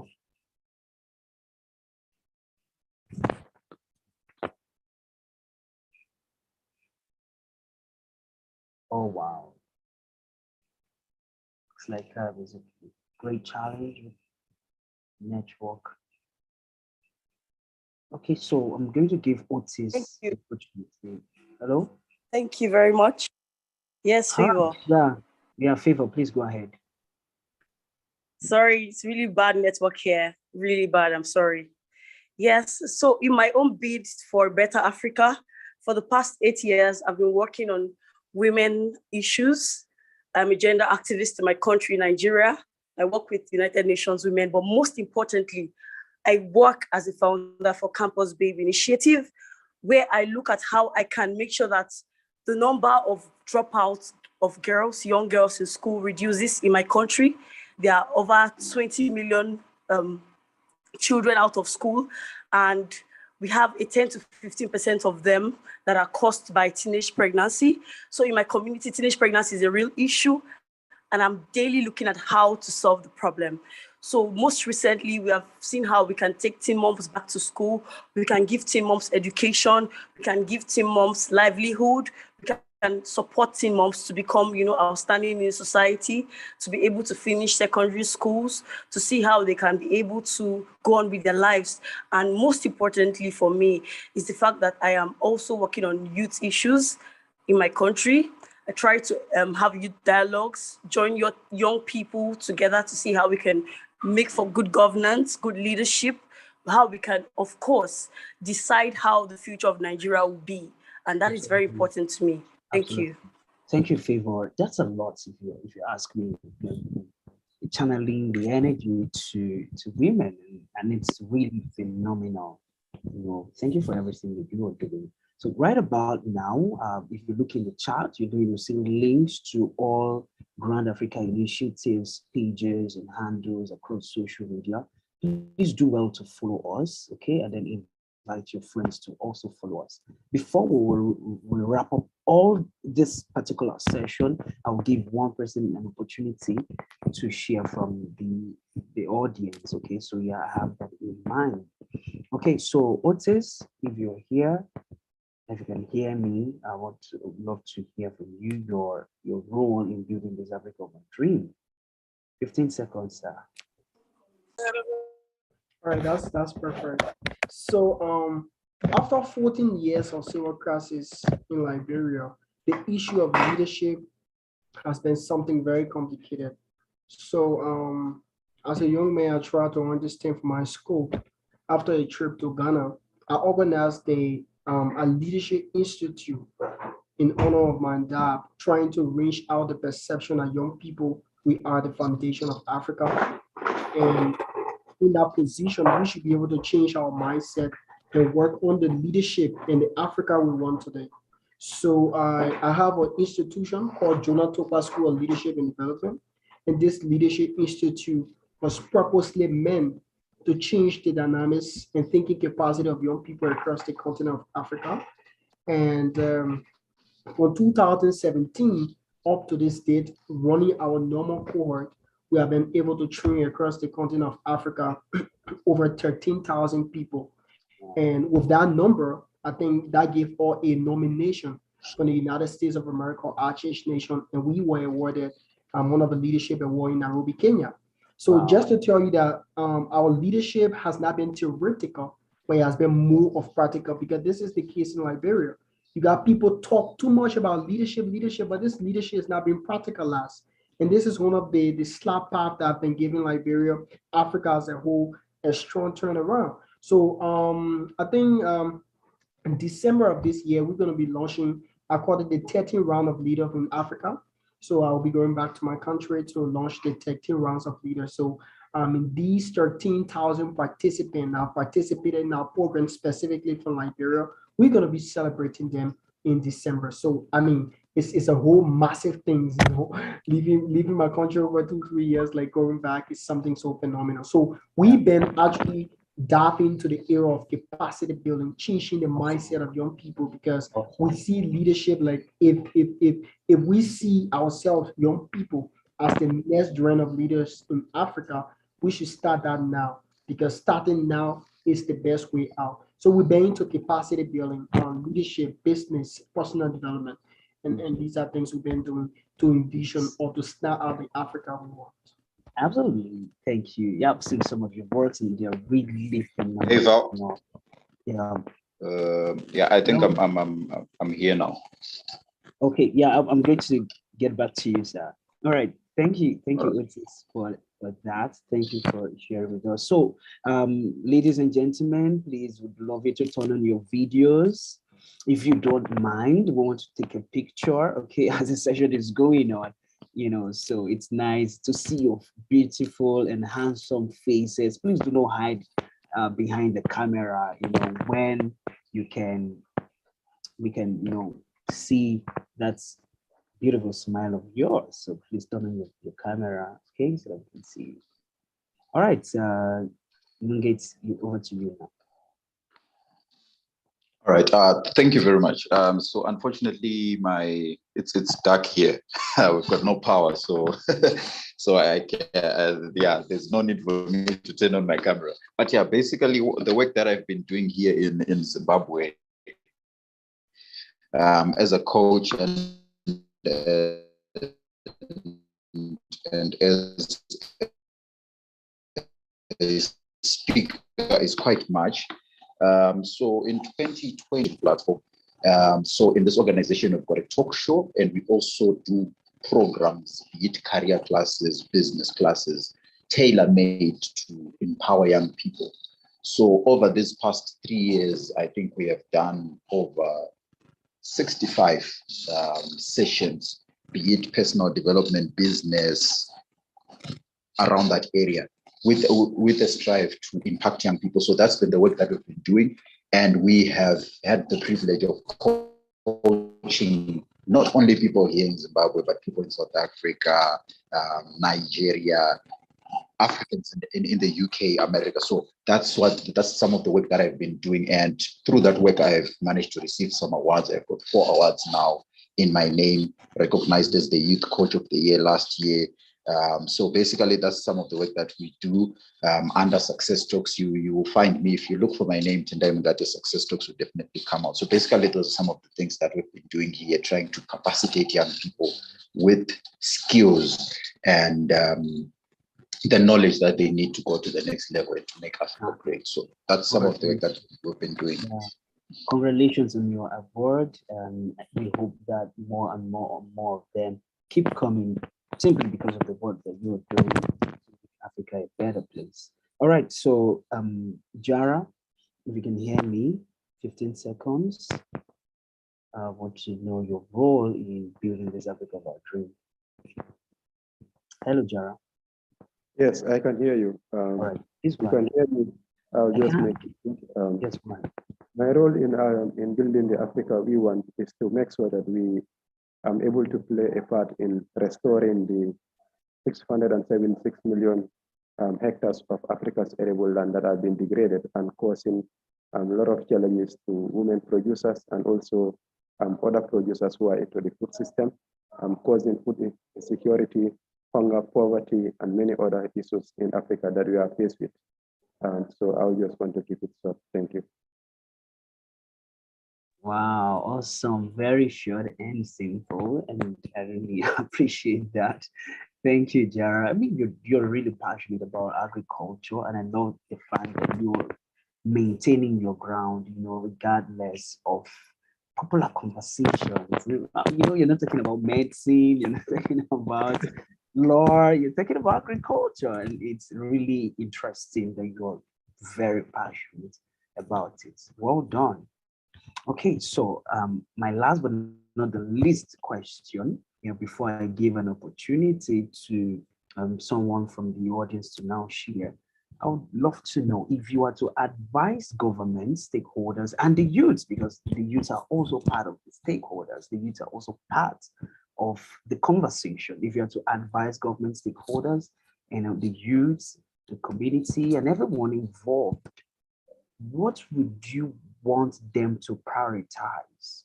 Okay, so remember that we are talking about the Africa that we want. Now you are given an opportunity to advise the government, stakeholders, and youths, and everybody involved. What would you want them to prioritize? I'm going to, start from Jared this time around. Okay, let's go from. That's a very huge question, and as a global action ambassador of the 2030 global goals, I definitely face a lot of challenges and stress in terms of how we categorize our priorities in Africa. If you study development very well, I'm not a development expert, but I got a postgraduate diploma on sustainable development goals, and I was recognized as a global action ambassador at the Global Goals Summit in Malaysia. So looking at priority, I will want to say, let's prioritize our agriculture, because you mentioned health, you mentioned food, medicine. Well, medicine is not healthcare. Medicine is sick care. It is food that is healthcare. So if you really want to live a healthy Africa, a young Africa that is going to produce enough for its people, let's produce the food that is quality, a food that is enough for all our people. Thank you. Absolutely. Thank you very much. Thank you.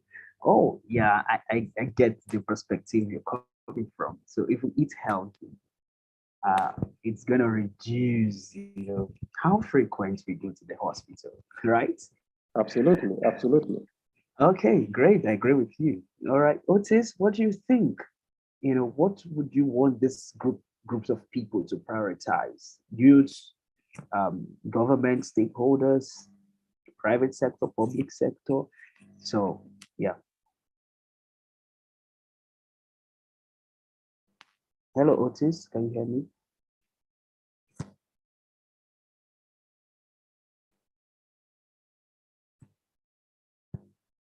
Hello, Otis. Okay, Favor, over to you. We're talking about priority now.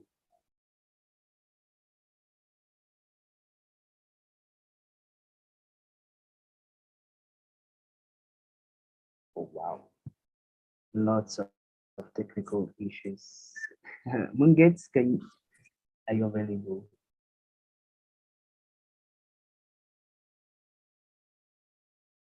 Hello, Munget.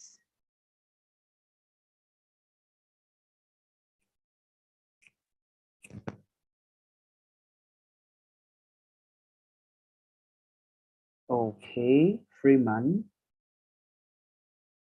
please go ahead. I would say that. Hello. Norman Gates, please go ahead.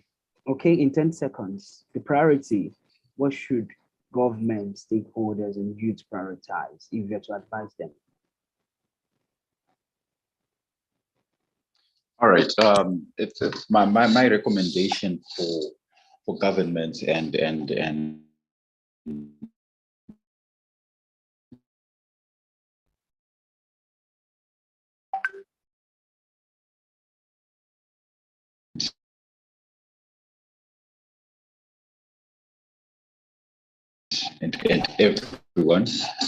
Generally, I think we need to redefine. So I was thinking that they created it. So I think my biggest recommendation to our African leaders, to us as young people, I think for us young people, the advantage that we have is we are exposed. So we have the solutions to these problems. But I think for the leaders themselves, I think we now need to embrace new thinking strategies. Because if we keep doing things the old ways, definitely we will remain where we are and we won't go anywhere. So I think for me, but the strategies are already there because the young people know how we can change Africa, but we are not being used. So yeah. Absolutely. Yeah, new thinking strategy. And that's really, really interesting. Thank you very much, sir. Freeman. Okay, over to you now. 10 seconds. Yes, as I was saying, Africa reaches under the diamond, the goals and everything we have. But I think the richest is our population, especially the youth population. So so I think what we need to, if I were to advise, is improving the quality of our education system is a must, because education underpins every other profession. So that's what I would say. And local problems require local solutions. So let's utilize our traditional knowledge-based system, and that's just the Western education, but improving the quality of our educational system is a must. Yeah, thank you for your opinion and thank you for the recommendation. Okay, Marco, over to you. Thank you, Val. So on my end, if I would advise all of the stakeholders, I'll advise them on really identifying what their upstream problems are for stuff, because you can't just provide solutions to problems that don't exist or cannot be applied upstream, so that they don't deal with those crumbles anymore somewhere down the line. I will advise them to focus on decentralizing those solutions. So one person does not have access to all of the information and power, because nobody's indispensable. And I also advise them on the sense of urgency, right?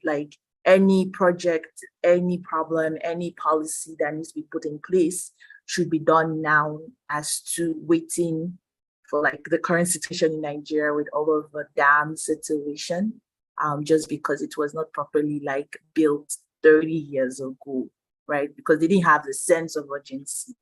So those are some of the things that I would advise them. And then when it comes to youth, I advise them to be fearless, patient, and most importantly, apply wisdom when they're dealing with some of these folks that are much older. Absolutely. But thank you very much, Marco. Yeah, Rachida?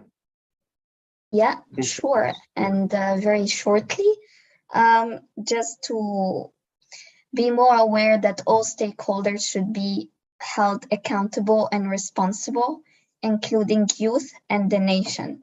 My message or my recommendation for the government is to work and focus on social protection programs. As you can see, technical issues, something common that we all have, and which is really important to work on the infrastructure, to work on the electricity, access to power, access to all services and the basic human rights, including the healthcare, working on employment, and increase and decrease the digital gap that we have. Second, it's really important for the government to stand and to support innovative programs and projects done by young people. For the policy makers and decision makers, just in one sentence, it's not enough to hear people speaking or to hear their recommendations. You should invite them to decision-making tables. And finally, what I advise youth is to fight for their place at decision-making tables. I know it's not easy. We have a lot of ambitions. We have a lot of things that we want to accomplish. It's gonna take time, but in the meantime, We just work on and fight for our ambitions and our objectives. Absolutely. I agree with you. I agree with you. Okay, so Faith, 10 seconds.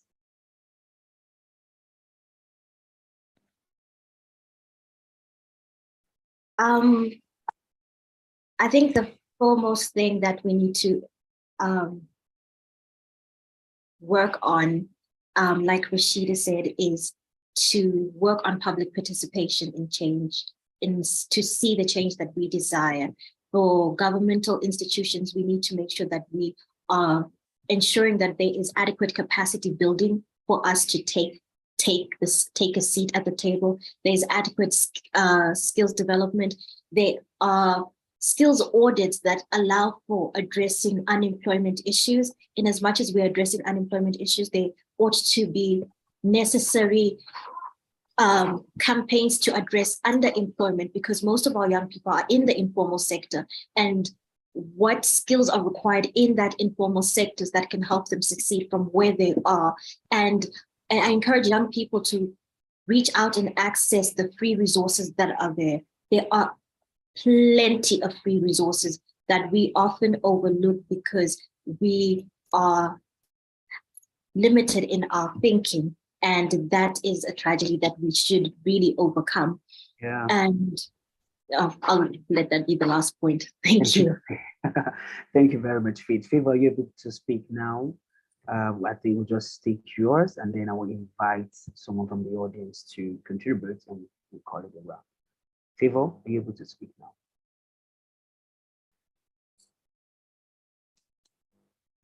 Hello, Favor. I saw you. Are you able to?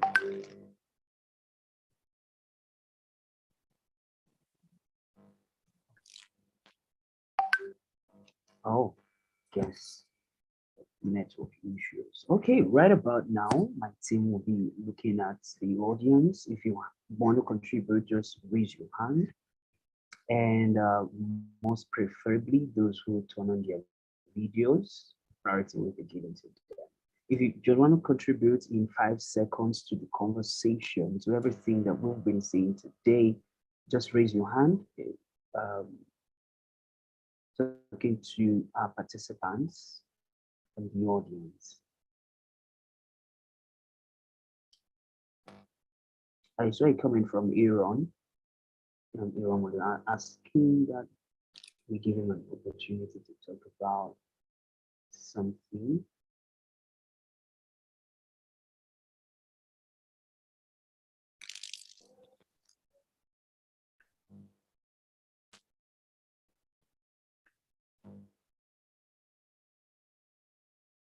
Okay, anyone?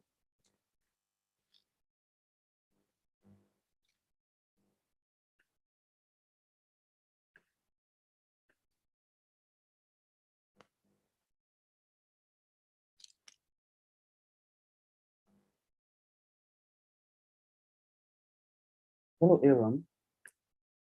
If you can hear me, are you able to speak? Aaron, Tony, right with the presentation.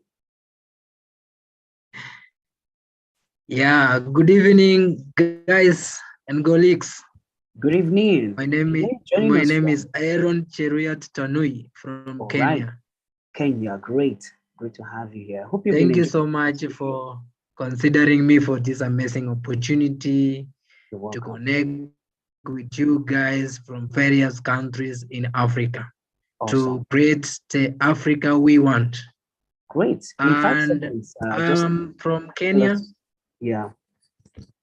In 5 seconds. I'm from Kenya and I'm currently a student at Egerton University. Okay. I'm also one of the young African climate change negotiators that is funded by the UNFCCC, that is United Nations Framework on Convention on Climate Change. I'm so happy to be among people of the same mindset want to bring the change in Africa by looking into the 17 Sustainable Development Goals. Thank you so much. Yeah, please, could you turn on your video? Could you turn on your video to make your submissions if you can? Hello, Aaron. Yes, yes. Please, could you turn on your video? Okay, video. Yes. Am I in? Oh, thank you okay. so much. Wait, yeah. So in 5 seconds, please tell us contribute to what we've been talking about. What's your own suggestion or opinion based on everything we've been talking about? 5 seconds, is that possible? Let's just do it as quick as possible. Over to you, sir. Okay. And my contribution to this, and I've heard many people talking about the sustainable development goals. Most of them, they are talking about agriculture. And, you know, and agriculture is everything in Africa. And if we can equate agriculture to be an agribusiness, everyone is talking about agriculture in terms of consumption. Yes. But if we can think about agriculture in terms of business, then I can think, then I hope the Africa we want is the Africa we are going to bring change, because most of the countries in Africa they have arable land, and another thing is empowering the young people. Currently in Kenya, my country, the average age of farmers are 65. That is, most of the farmers, the age of most of the farmers are 65. While the young people are not really focusing on agriculture. So let us think in line with making agriculture as a source of income and as a way of utilizing the human resource. And finally, I would like to talk about that is something I forgot. But right. That's all I have. Yeah, thank you very much. Because of our time, we would have given you more time to talk, but because we have spent a lot of time and really exceeded the time we should have spent here. Thank you, you. everyone. I can see your hands. We appreciate you. We appreciate your interest in sharing with us, but we have to call it a wrap here. Thank you for joining the conversation. Thank you to all my speakers. You all have been really phenomenal in sharing insightful nuggets on how we can move Africa from where she is today to where she could be, tomorrow, highlighting some of the principles and the steps we need to take. Thank you, everyone, and for joining and staying till now. Okay, so I will hand over to Grace, my colleague, for very important announcements and remarks. Hello, Grace. Can you hear me? Hello, Val. Yes, I can hear you. Amazing session so far. Yeah, well done. Kudos to all our speakers. I'm very sure young minds on this call have learned a thing or two about how we can, work together to achieve the Africa we want. Okay, so now that's just a sneak peek to what you're expecting at the GAIN Youth Summit 2022 coming next week. So if you're on this call and you're yet to register, please click on the link bit.ly/GAINYS2022. Register and secure yourself a slot to attend the session. All right, so follow us on all our social media platforms. The link is in the chat box if you're here to follow Grand Africa Initiative for amazing opportunities like this coming up in the future.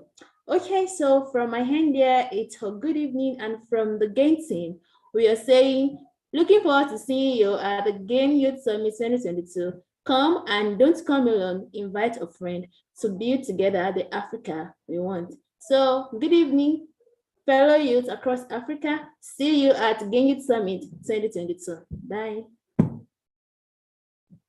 Thank you, everyone. Bye-bye. Thank you. All right. Bye. Bye. Thank you. You're welcome.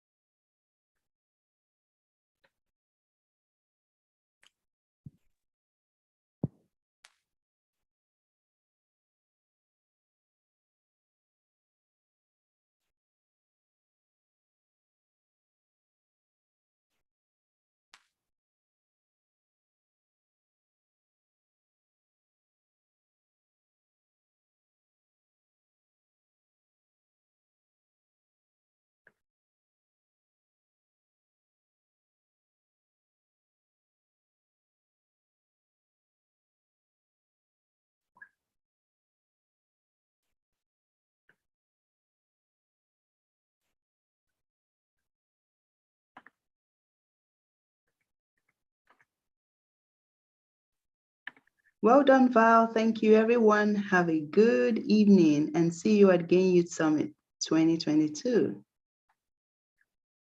Thank you very much. Thank you, Ma. Thank you, everyone. Please share the links with your friends too.